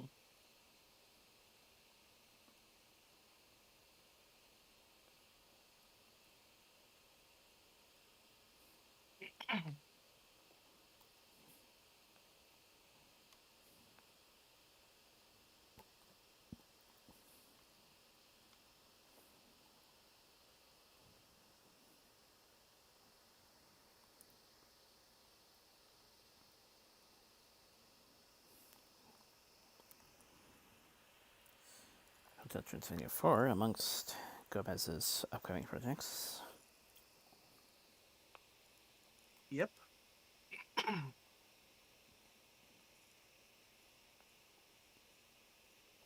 Edgar Wright has revealed that Quentin Tarantino came up with the title for Last Night in Soho.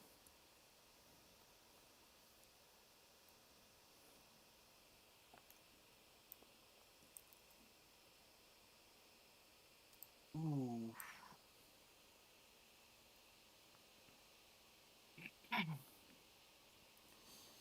Yeah, instead of Me Time with Mark Wahlberg was scene of a major accident earlier this week. Stage technician fell from a grid which was size 30 feet. Currently receiving medical attention. Oof.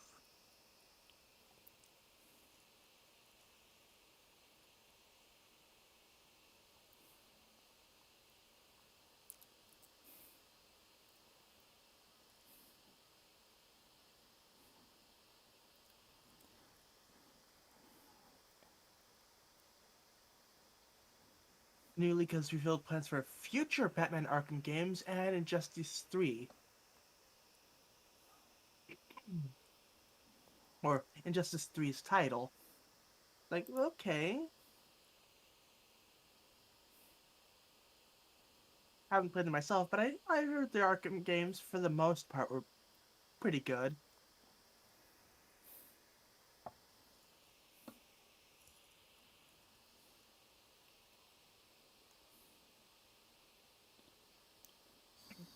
Demon Slayer movie, Bungeon Train, coming to Blu-ray just in time for Christmas.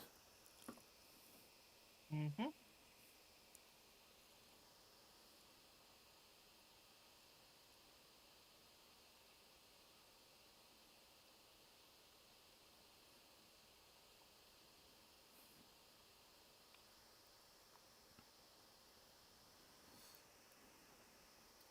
More comments from Vinny.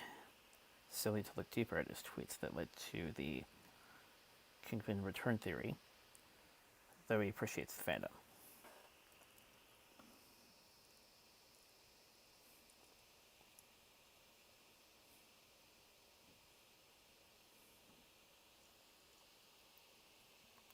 Sung King interested in seeing Gail Gadot returning to the Vast Saga.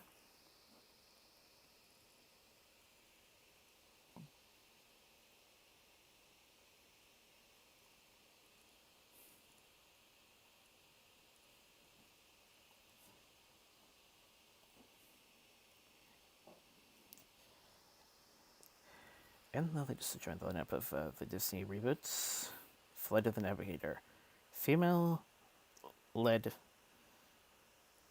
flying saucer, Bryce Dallas Howard, set to direct produce.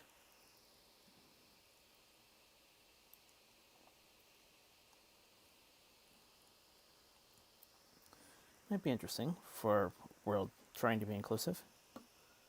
Yeah.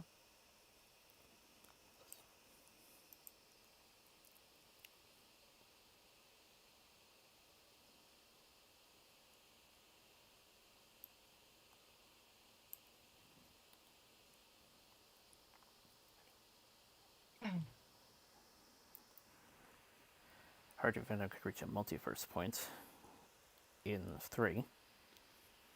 Hmm.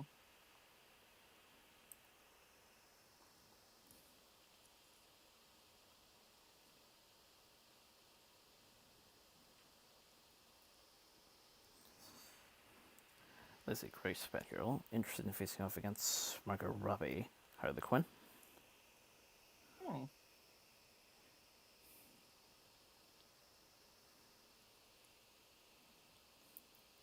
There could be a live action Marvel Zombies coming sometime in the future.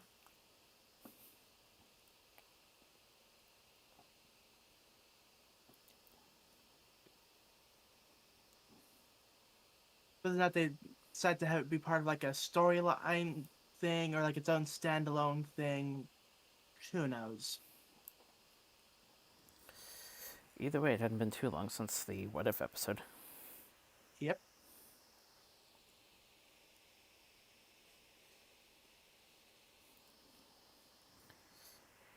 Harrington, no idea if his Whitman has a future in the MCU of the Eternals.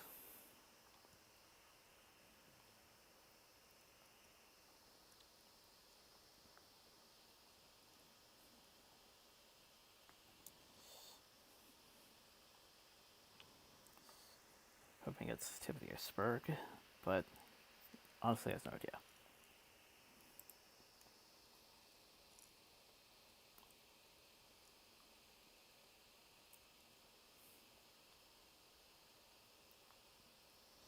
Netflix Sandman quotes a very truthful adaptation of the comics, according to Goyer. Nice.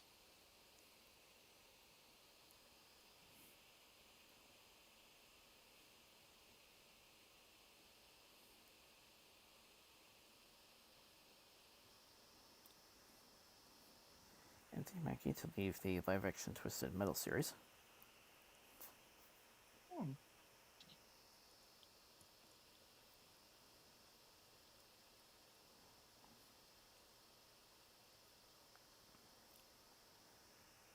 A reminder this will be the last year for Brooklyn Nine-Nine.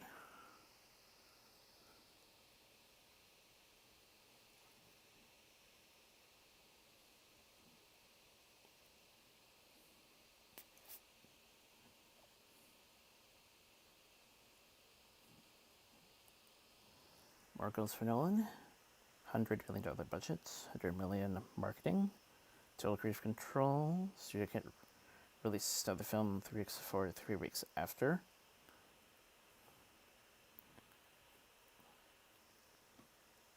Already mentioned the theater window.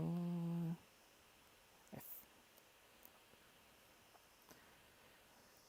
think once 20% of the first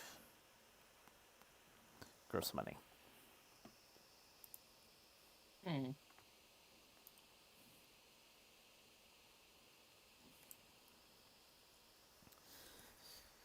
I'm just hoping the creative control part doesn't end in controversy. Yeah. Someone's been researching their Burtons. Hmm.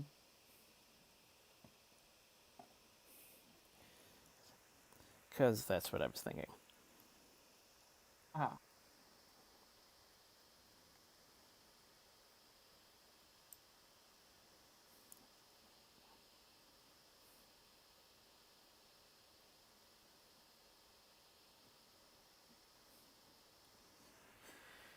Pratt Family Letter and Predator has a stacked guest lineup.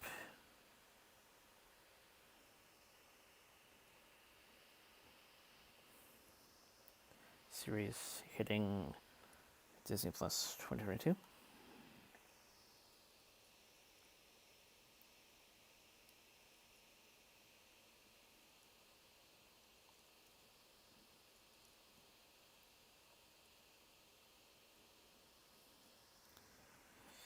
Already mentioned Twisted Metal, but this is an Uncharted film or series. We've been mentioning Last of Us a couple times over the past year. Yep.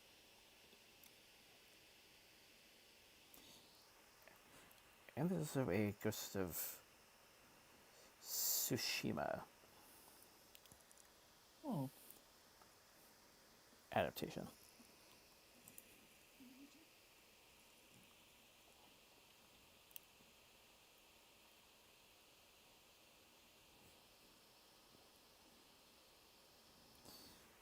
Helen Mirren hosting an upcoming Harry Potter fan quiz show. Tournaments of Houses Sparkles.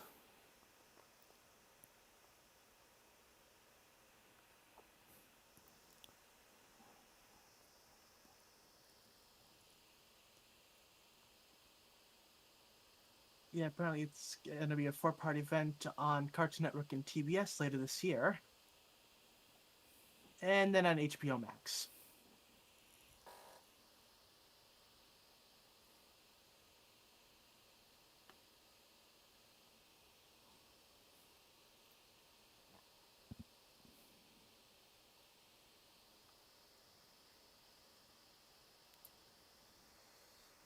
When Christine during the cast of Tim Burton's Wednesday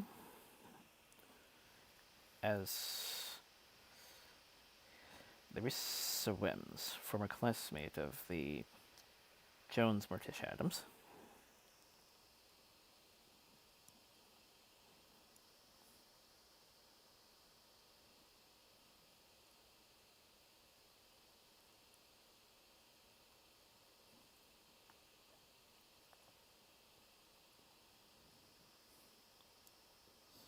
Netflix two-time event lineup, including Stranger Things, Witcher, Money Heist, Sandman, Cobra Kai, Ozark, Red Notice, Don't Look Up.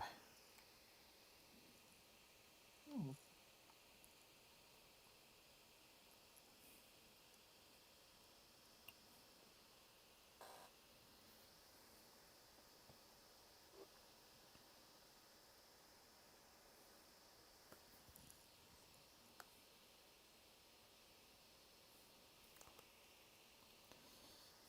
Classic style West Side Story poster. Film opening December 10th. Nice.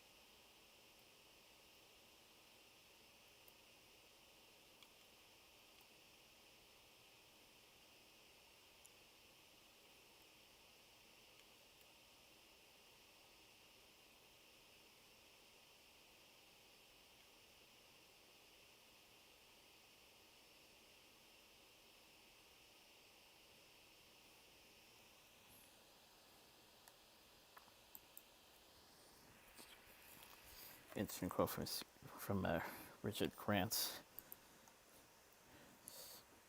regarding everything talking about Jamie. Everybody's talking about Jamie.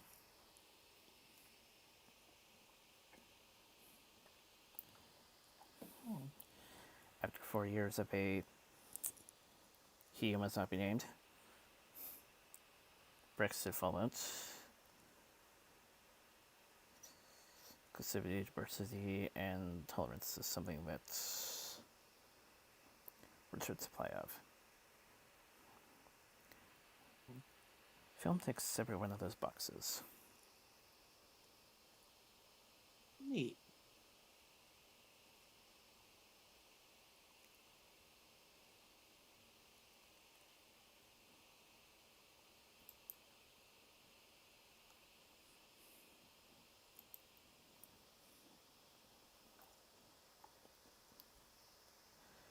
So, new paranormal activity film, Next of Kin. Of course, we're not reading. Of course. Violence, bloody images, and of course, language.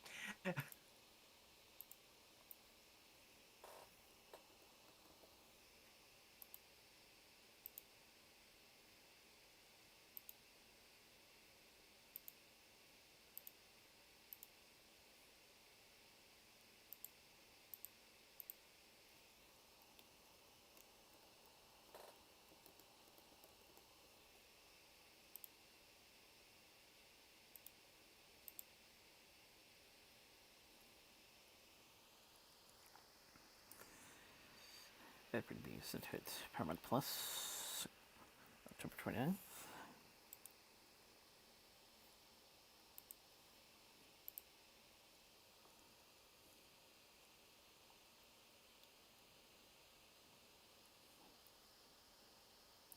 Six-episode docuseries about George Lucas and ILM in the works with Lawrence Kasdan set to direct.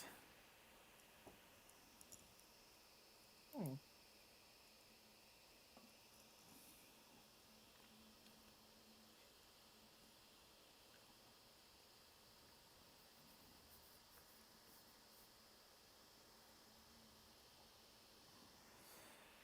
Confirmation from Ludwig, returning to compose the score for Wakanda Forever.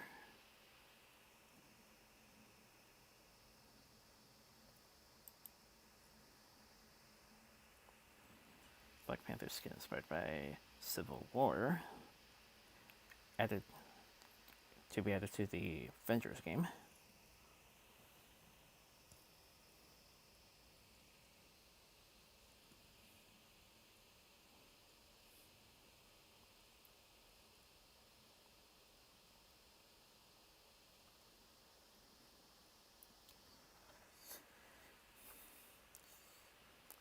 Kaluuya, Kate Winslet, and Scarlett Johansson amongst those featured in Time's 100 Most Influential People of the Year.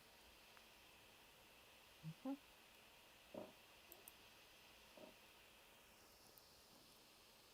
A remake of Whitney Houston's The Bodyguard is now in the works at Warner Brothers.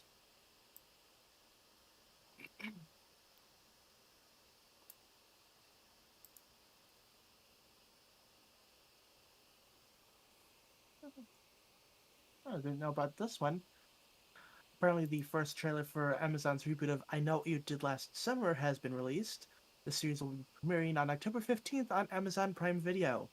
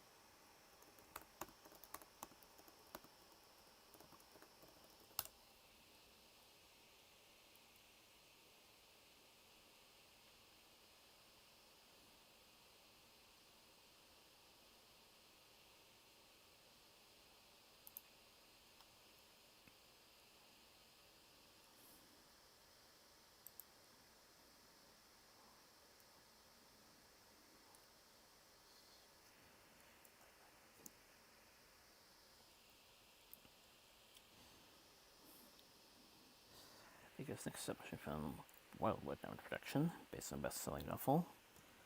Following adventure into a dark magical forest instead of Portland.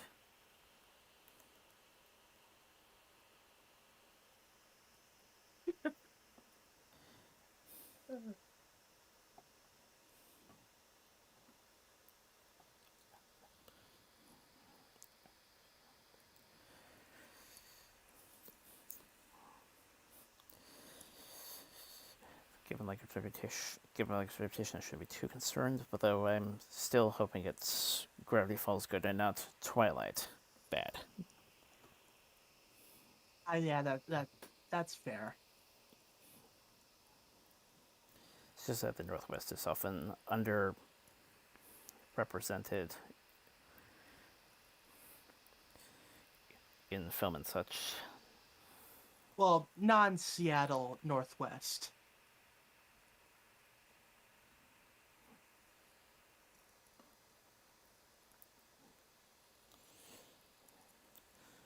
I guess that's fair.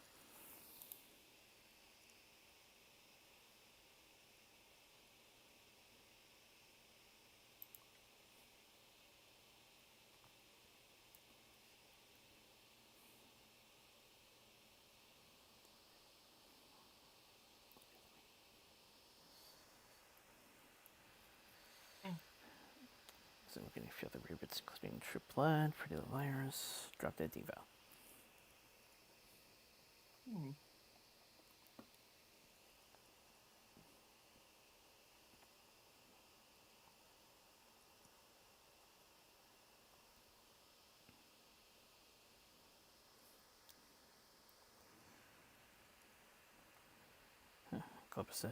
Galapagos and issued an apology where activists hosted Usher amongst three others.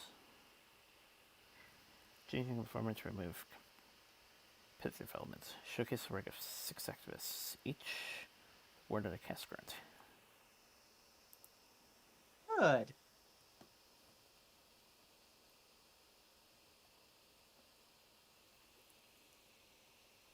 Yeah, it's like, why did they ever think that? Oh, out of you six, prove to us that your thing is better than their thing. Like for this guy, that kind of thing. Like seriously, what were they thinking?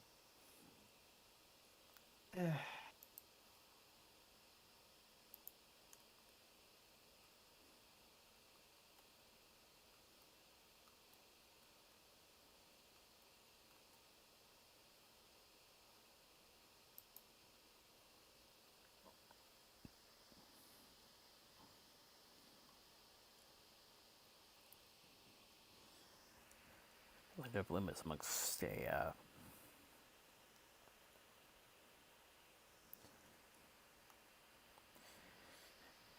cast of 4 in the teaser for the Atlanta Time Stack. Hmm.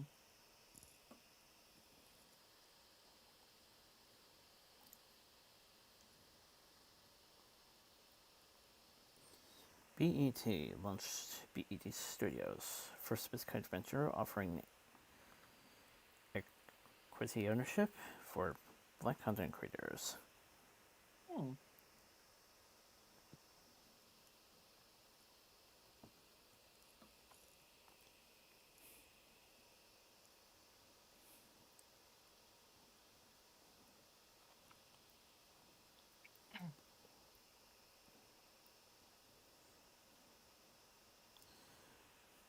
Real Housewives of Beverly Hills was a huge talking point.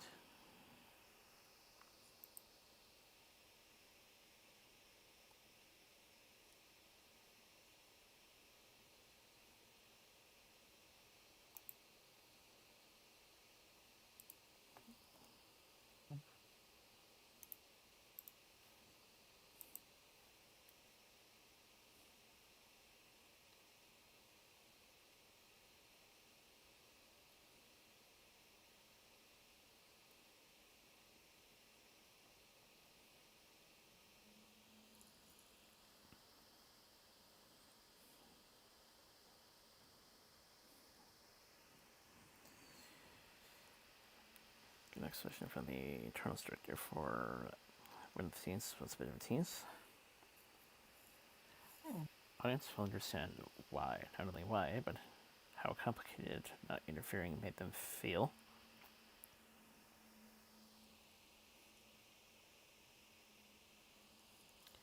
Instructed not to interfere with any human conflict unless demons are involved.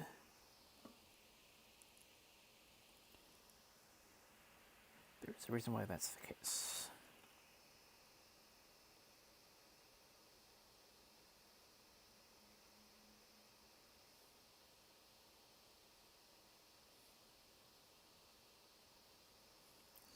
Anything involving the Celestials is going to be at a huge scale level of complication. Hmm.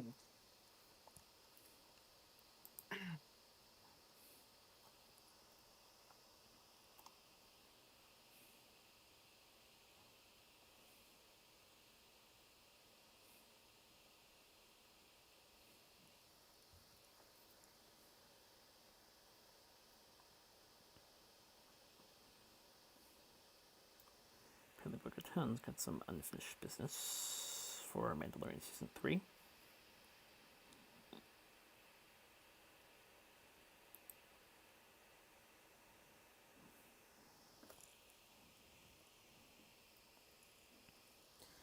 Got a poster for Hanks's next film, Finch. Nice.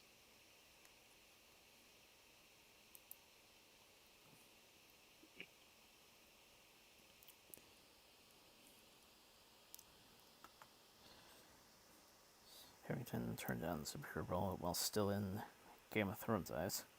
Didn't feel like the right time. Very in the Jon Snow world then.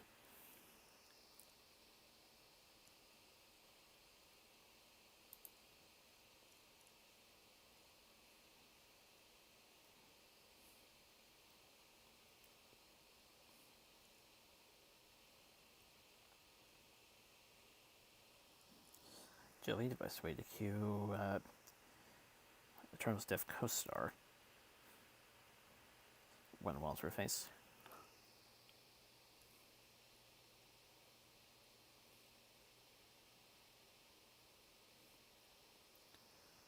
Frustration shared.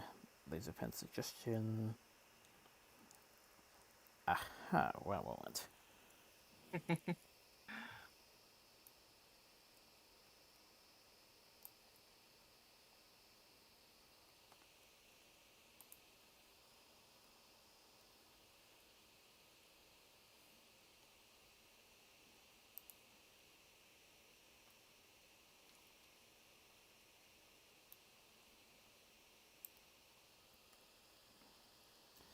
Sun King's character is lightsaber in Obi-Wan Kenobi. Apparently rumored at one point to play an Inquisitor.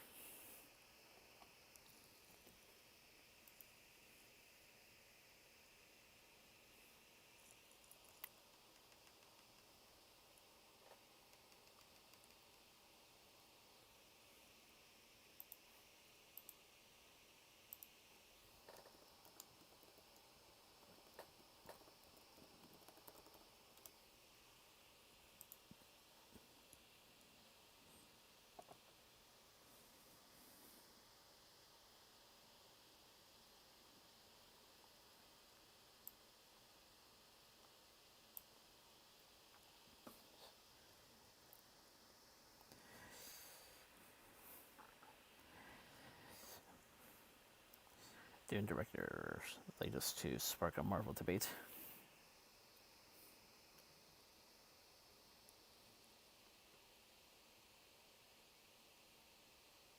Yeah, I read about that. Yeesh.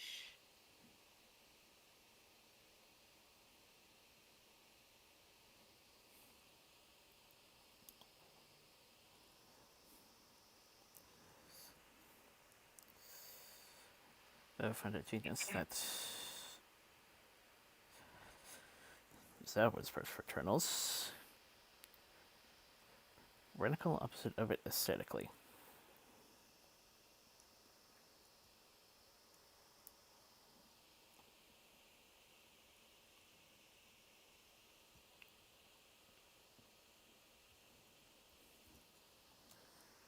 Last Night in Soho got his official poster. Yep.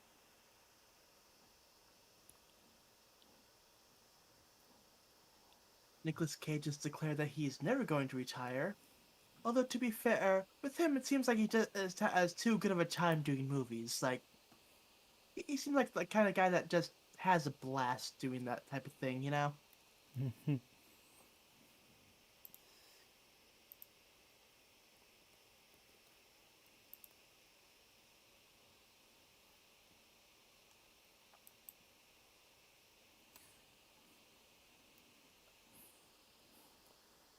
He's also got a bit of a way to go, but he is one of the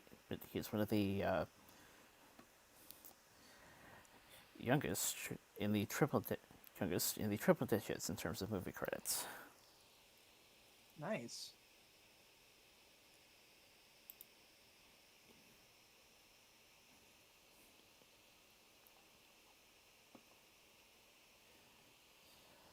More guest stars for the Muppets Haunted Mansion Halloween special revealed, which releases October 8th. Going to be a posthumous release, as Ed Asner is involved. But Ah.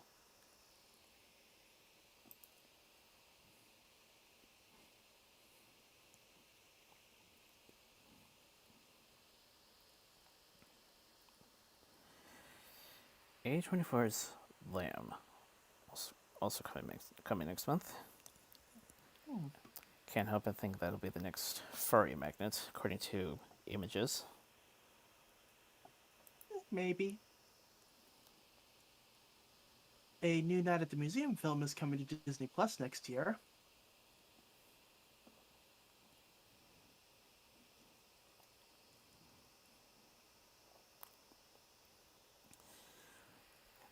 Got another Venom 2 poster.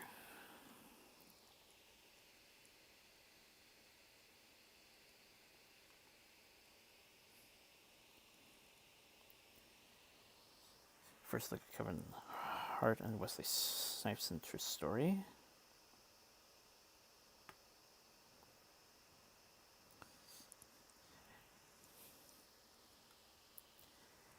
Fictitious version of Hartnett Kid, under Brother Carlton. Series releasing late November. Hmm.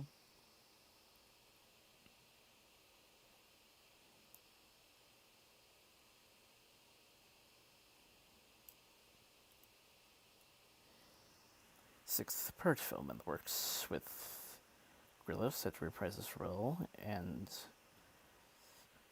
DeMonico set to direct. Question is, will a certain explosion freak return to produce? Hmm.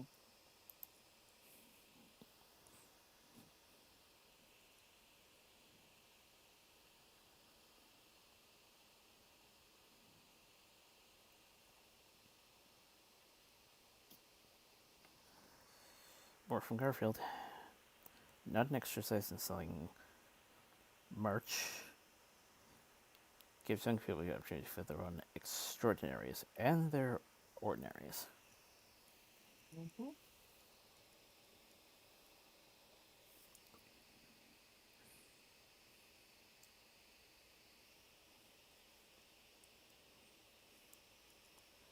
Little Eileen, now available on HBO Max. Exploring the world through the eyes of a 7-year-old, Eileen DeGraves.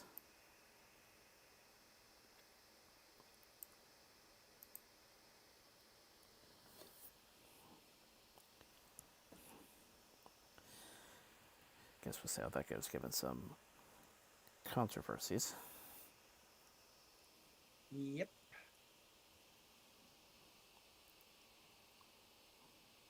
Yeah, it's like it seems like anyone who's like little version of well-known person always seems to be someone who ends up being kind of controversial. Like maybe we should retire that gimmick. Like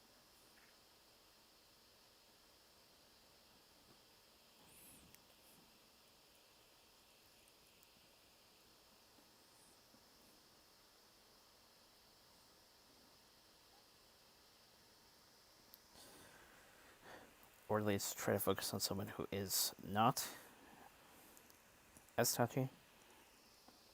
yeah.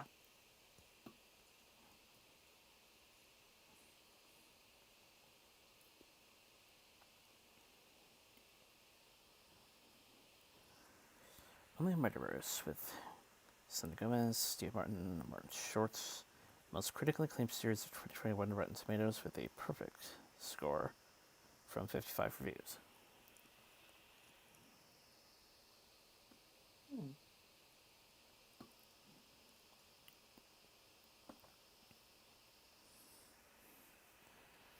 Spencer, starring Christian Stewart.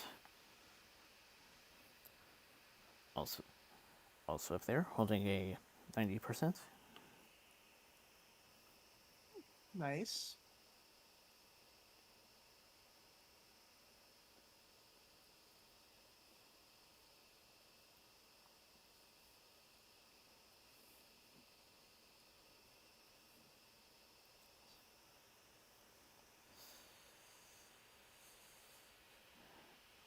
So, 1.55 million. First day in France for Dune. Fourth best launch of all time for the month of September. Best day one for a Danish movie ever in France.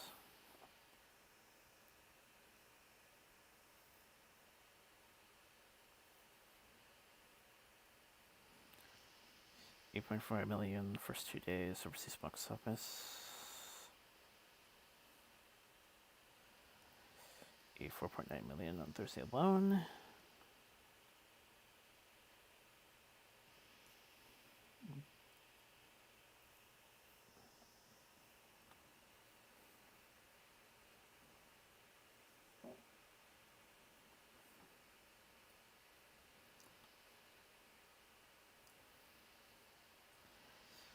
Third biggest opening day in Italy.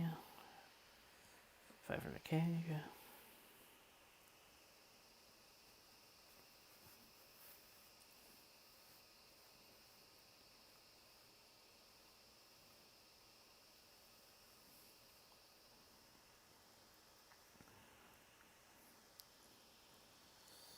That's the ring day in Russia. The year 1.4 million.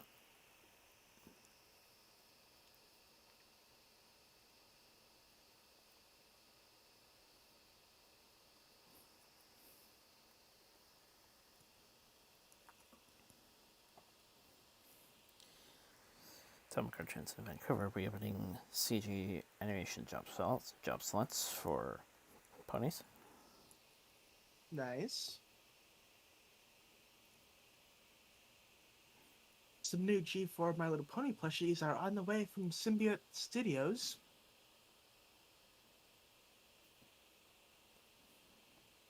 Let me copy that. Must have missed that one. Ooh. Okay. That actually looks pretty good. I like.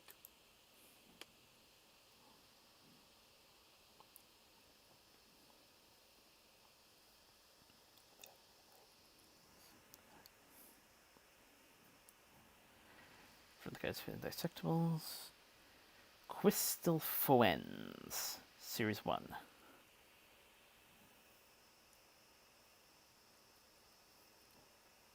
Yep, if you don't want to see the pony's insides, this is the toy for you.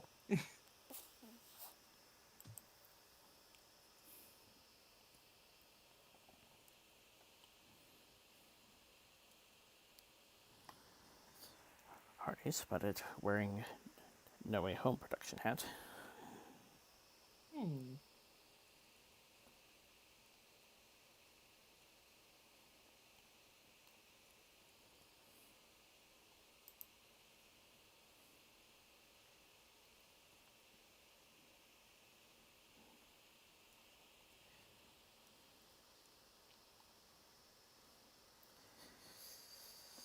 Steve Kirk had a bit of an emotional speech after wrapping production No Time to Die. Yeah, I can only imagine it. Oh, go on. Celebrating 15 years of Bond. I can only imagine the speech contained some form of the phrase, "I'm finally free." If I recall correctly, he's been wanting to get out of the Bond films for a while.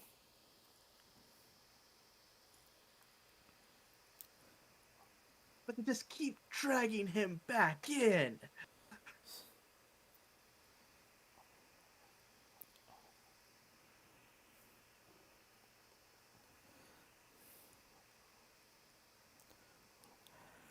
All this left now is to wait for.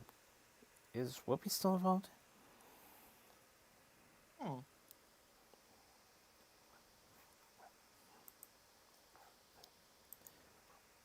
Well, basically, all that's left now is to wait for the next actor's first stint. Yeah.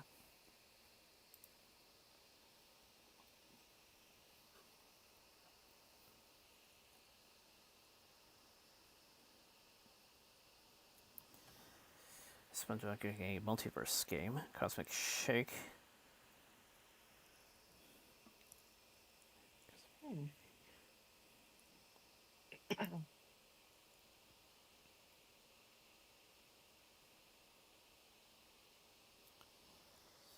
Shooter still doesn't have a piece back in the game to film Ready Player 2.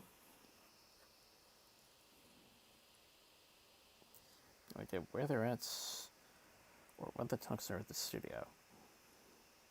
Hmm.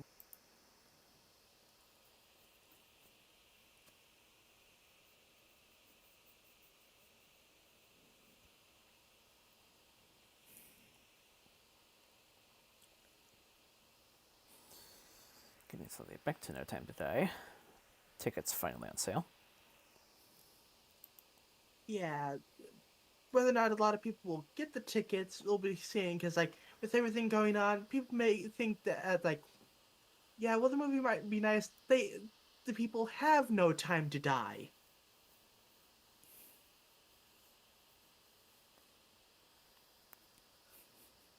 Anyway,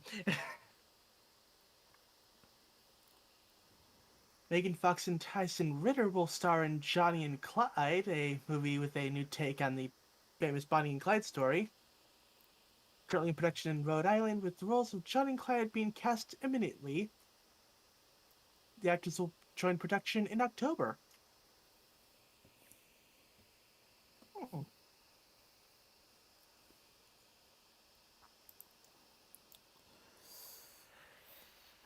Hurwitz reports batting around ideas for various credited Cobra Kai spin offs, some further along than others.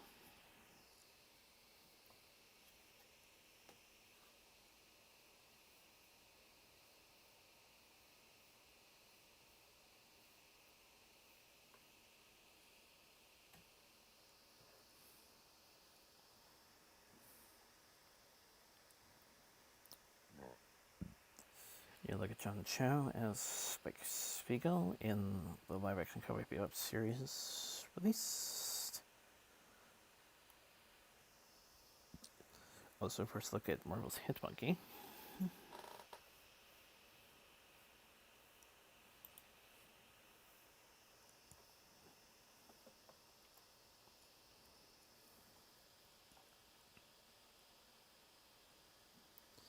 Now, Jason Martell cast in a Warner Brothers reboot of The Lost Boys. Jonathan Entwistle starring to direct.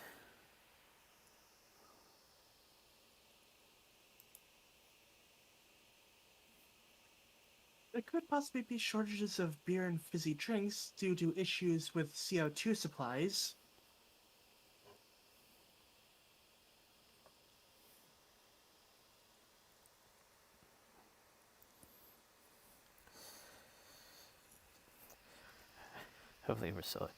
Hopefully my end's still able to restock.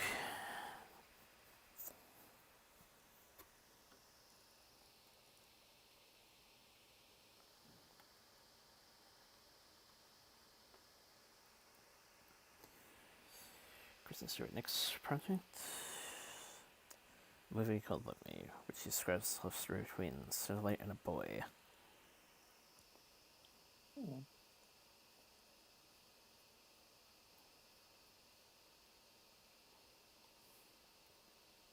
It's so long that I could probably see that being in a CG Pixar film.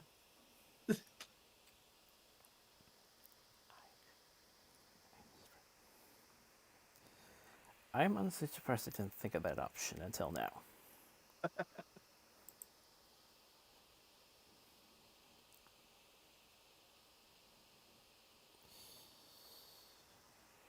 From Gabrielle Union, we've had several messages with me and Tristan Dunst and director Peter Reed, and the original writer, and everyone agrees that a black person needs to write a Bring It On sequel, and needs to be Cinder Isis.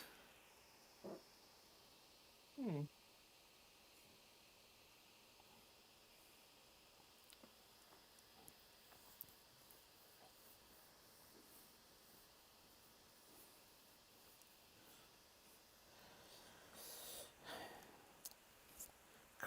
Carlson won his sixth race of the year, as well as his first race ever in Bristol.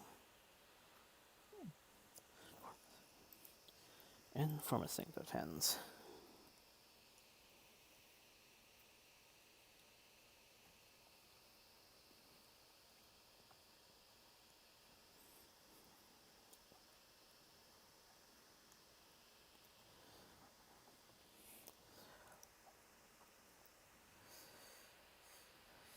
lots of behind the scenes stuff for Batman film in honor of Batman Day. Some interesting points include the editing room.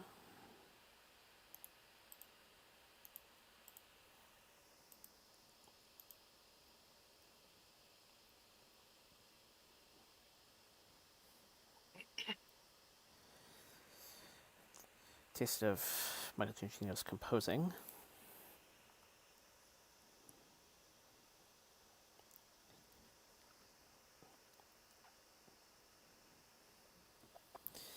And a fun little moment where Get put on the Batflick cowl.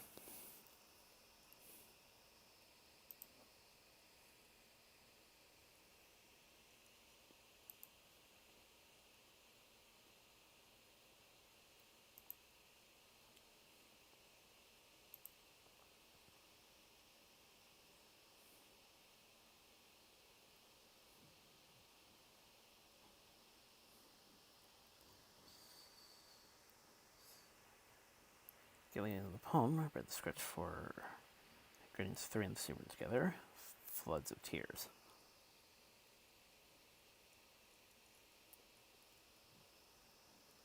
Learning to write existing characters on a deep level. Hmm.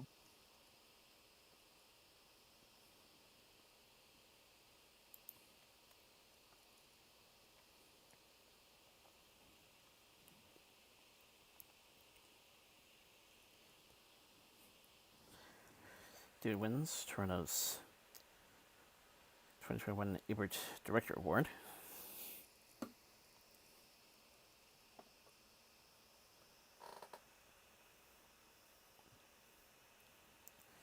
Rotten Tomatoes score increased to 90%.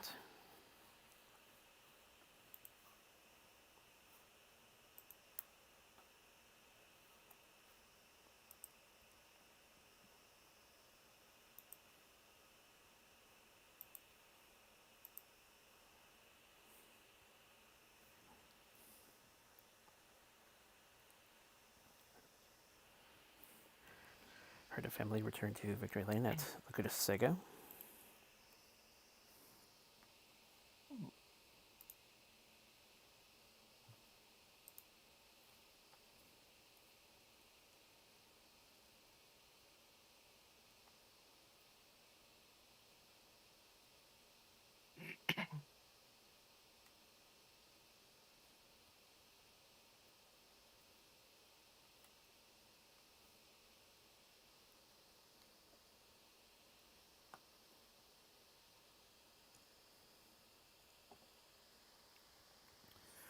Ooh, McGregor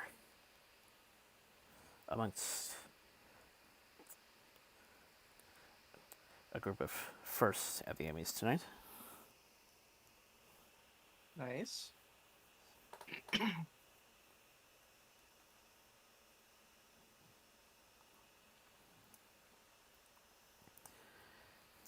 Seven out of 24 nominations for the Mandalorian. Hmm.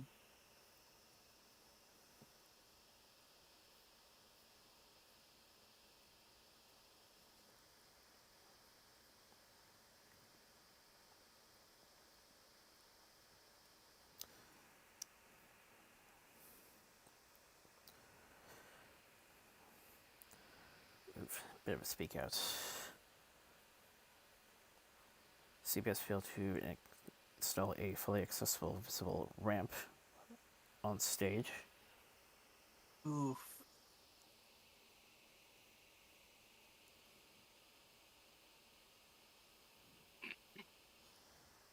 Not only did they have more than enough time to do this the right way, but they lied. Ooh. That's not good.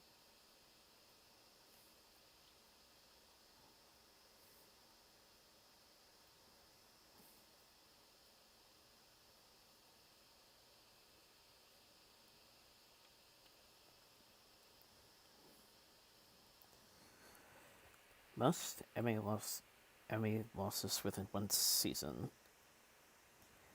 Handmaid's Tale, 0 out of 21. Mm.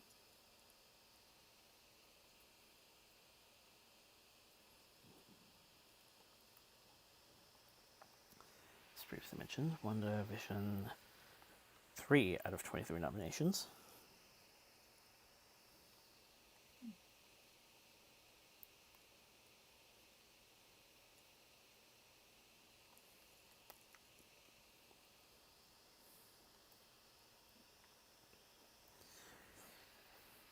You look at the Peacemaker show.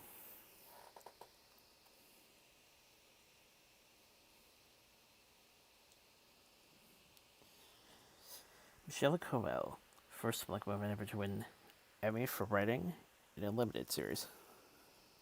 Oh, nice.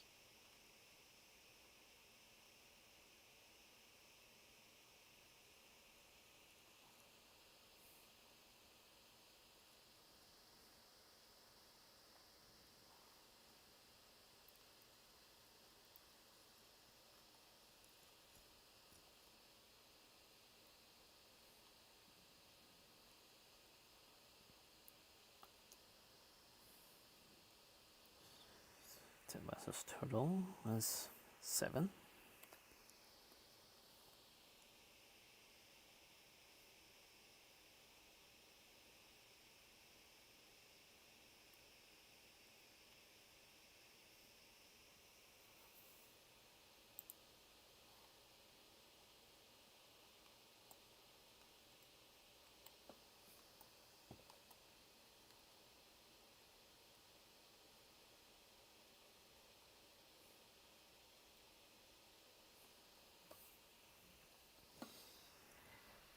Hamilton wins Best Pre-Recorded Variety Special.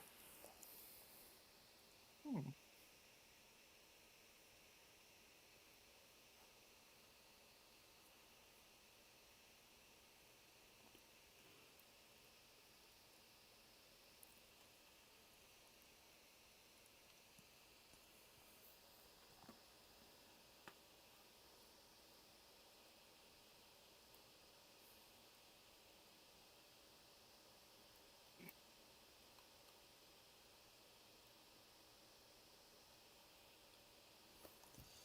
Kate Winslet, Best Lead Actress in a Limited Series.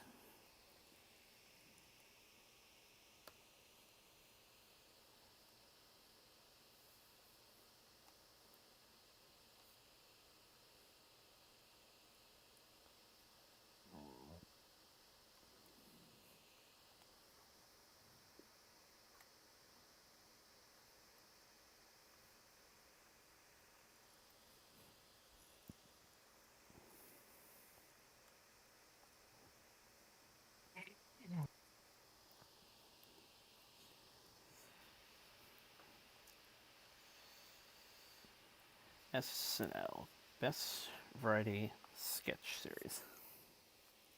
Hmm.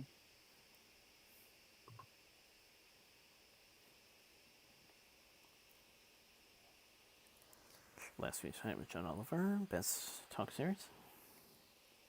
Nice. Also Best Writing for Variety Series.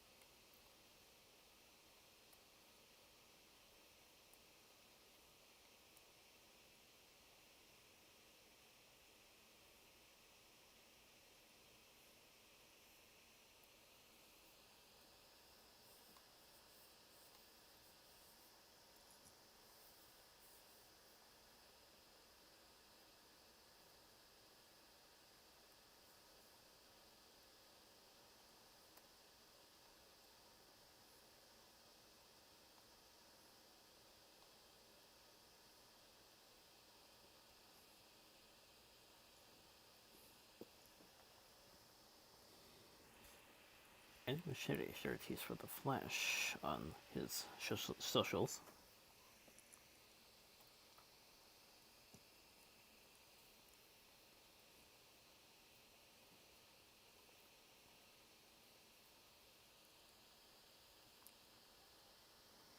Clint Eastwood's Cremacho, third of domestic box office since opening weekend. 4.5 million.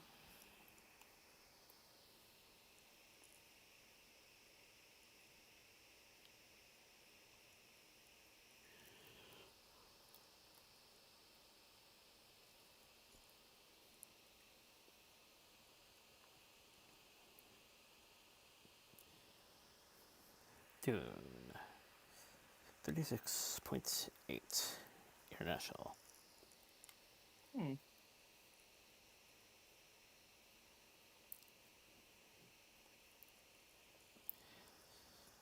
Shang-Chi passed 300 million at the worldwide office.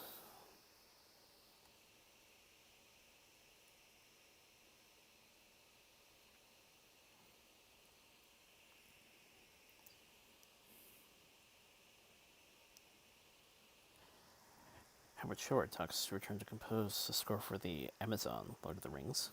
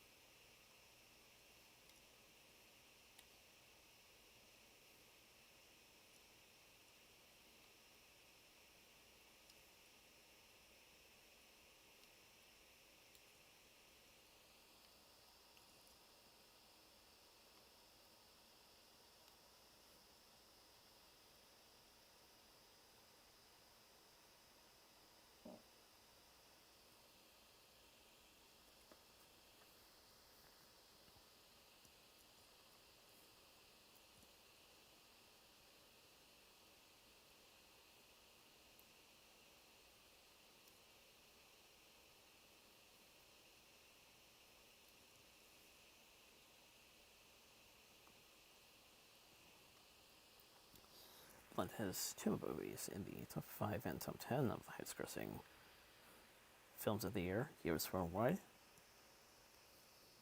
Hmm. Quiet Place Part 2 in 4th US and 6th worldwide, while Jungle Cruise is 5th US, 10th worldwide.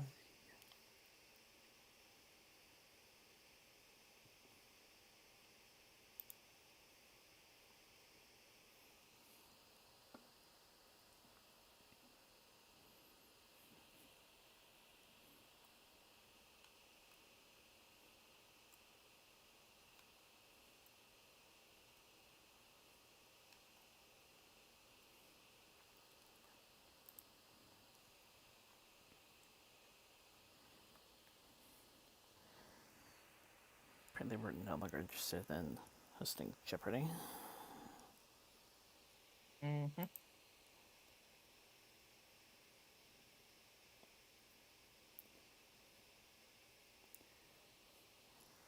History making chess champion sued Netflix after letting in the Queen's Gambit.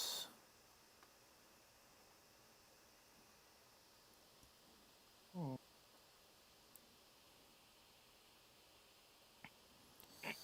Mentioned her by name and she said she had never faced a man. But apparently she had often.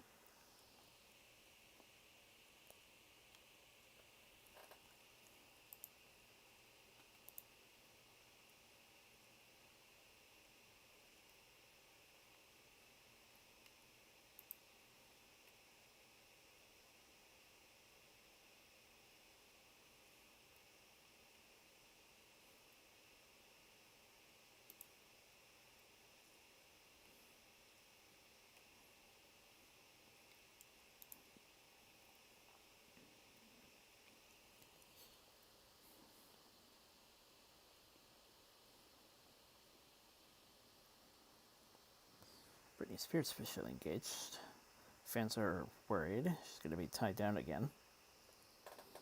Mm-hmm.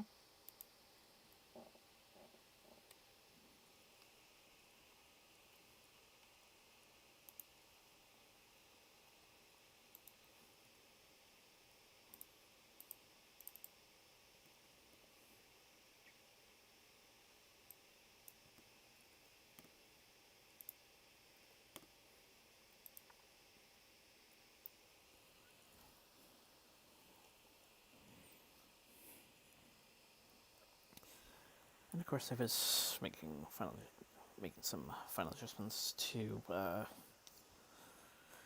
goodbyes this week.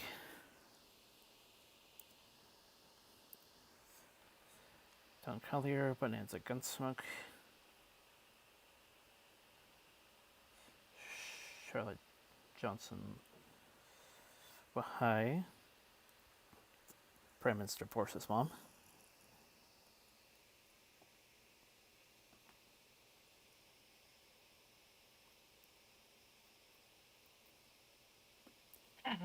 Fabio Tavor, Italian road racing cyclist,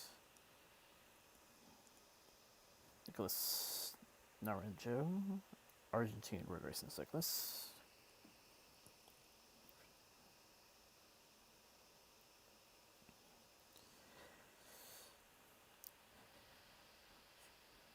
Friend Bennett, Alf, Dallas, Star Trek, New Nightmare, Elm Street, Ben Best, Super Bad, Linda Lost Eastbound and Down,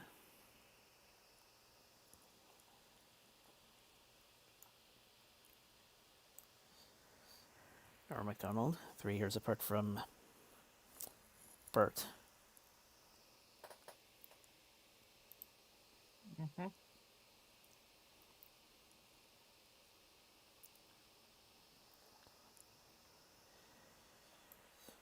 Ruben Klemmer, Game of Life. So that's one time to the annual family New Year's games. Also, I'm also still trying to find the pony versions. Ah.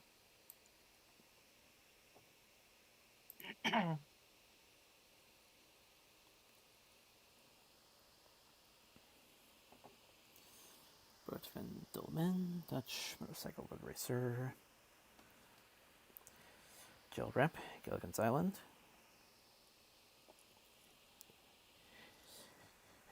Jane Powell, stage performances in this case, but names are familiar. Sound of Music, My Fair Lady, Cinderella, Snow White. Mm-hmm. Well, last one was radio.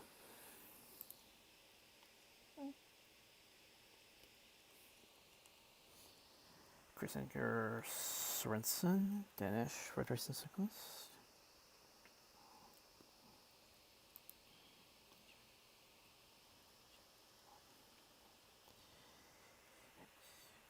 Jimmy Graves, record goal score 226 in 378 games.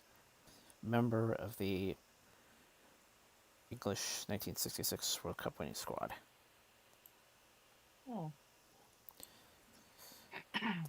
And the committee paid tribute following the news.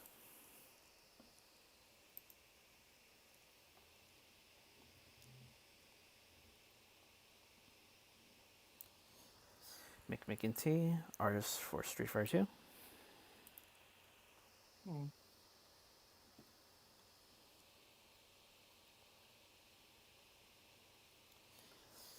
And John Chalice, Scorby from Doctor Who, and Jeremy from Last Summer of Wine.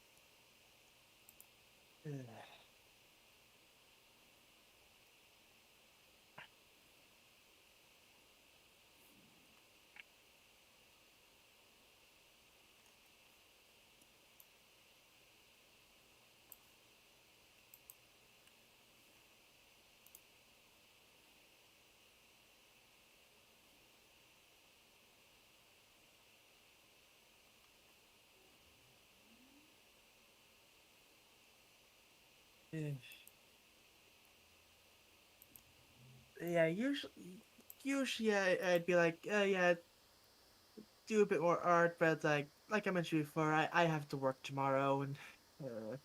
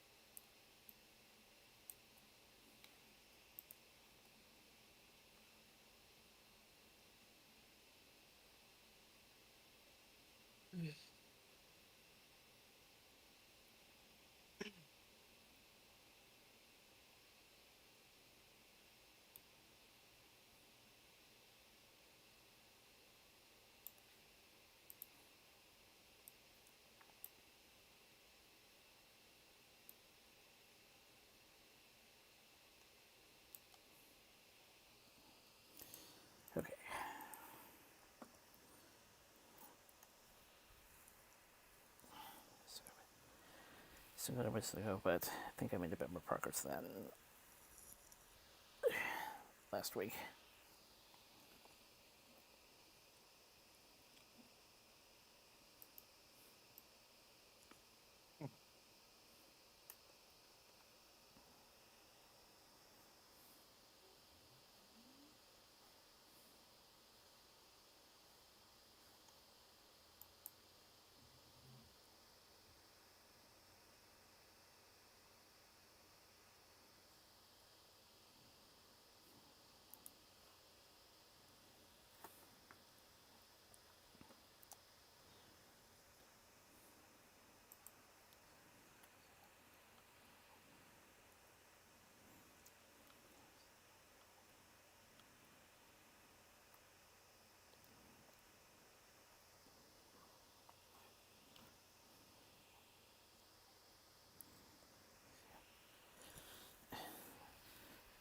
So yeah, now that I was told about the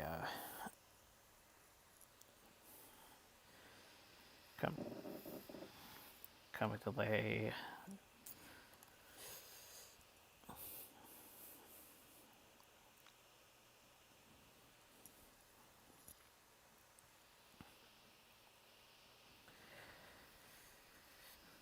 quite ple- quite pleased that actually this week had been a build up to it's building up to next episode, which we're going to be, which will of course be our subject.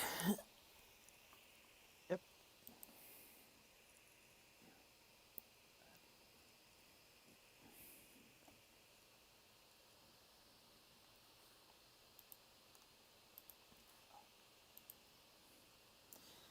Until which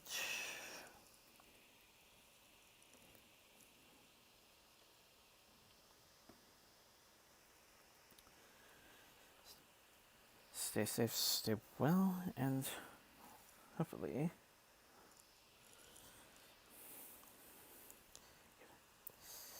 get vaccinated. Hopefully we will see you all next week. Take care.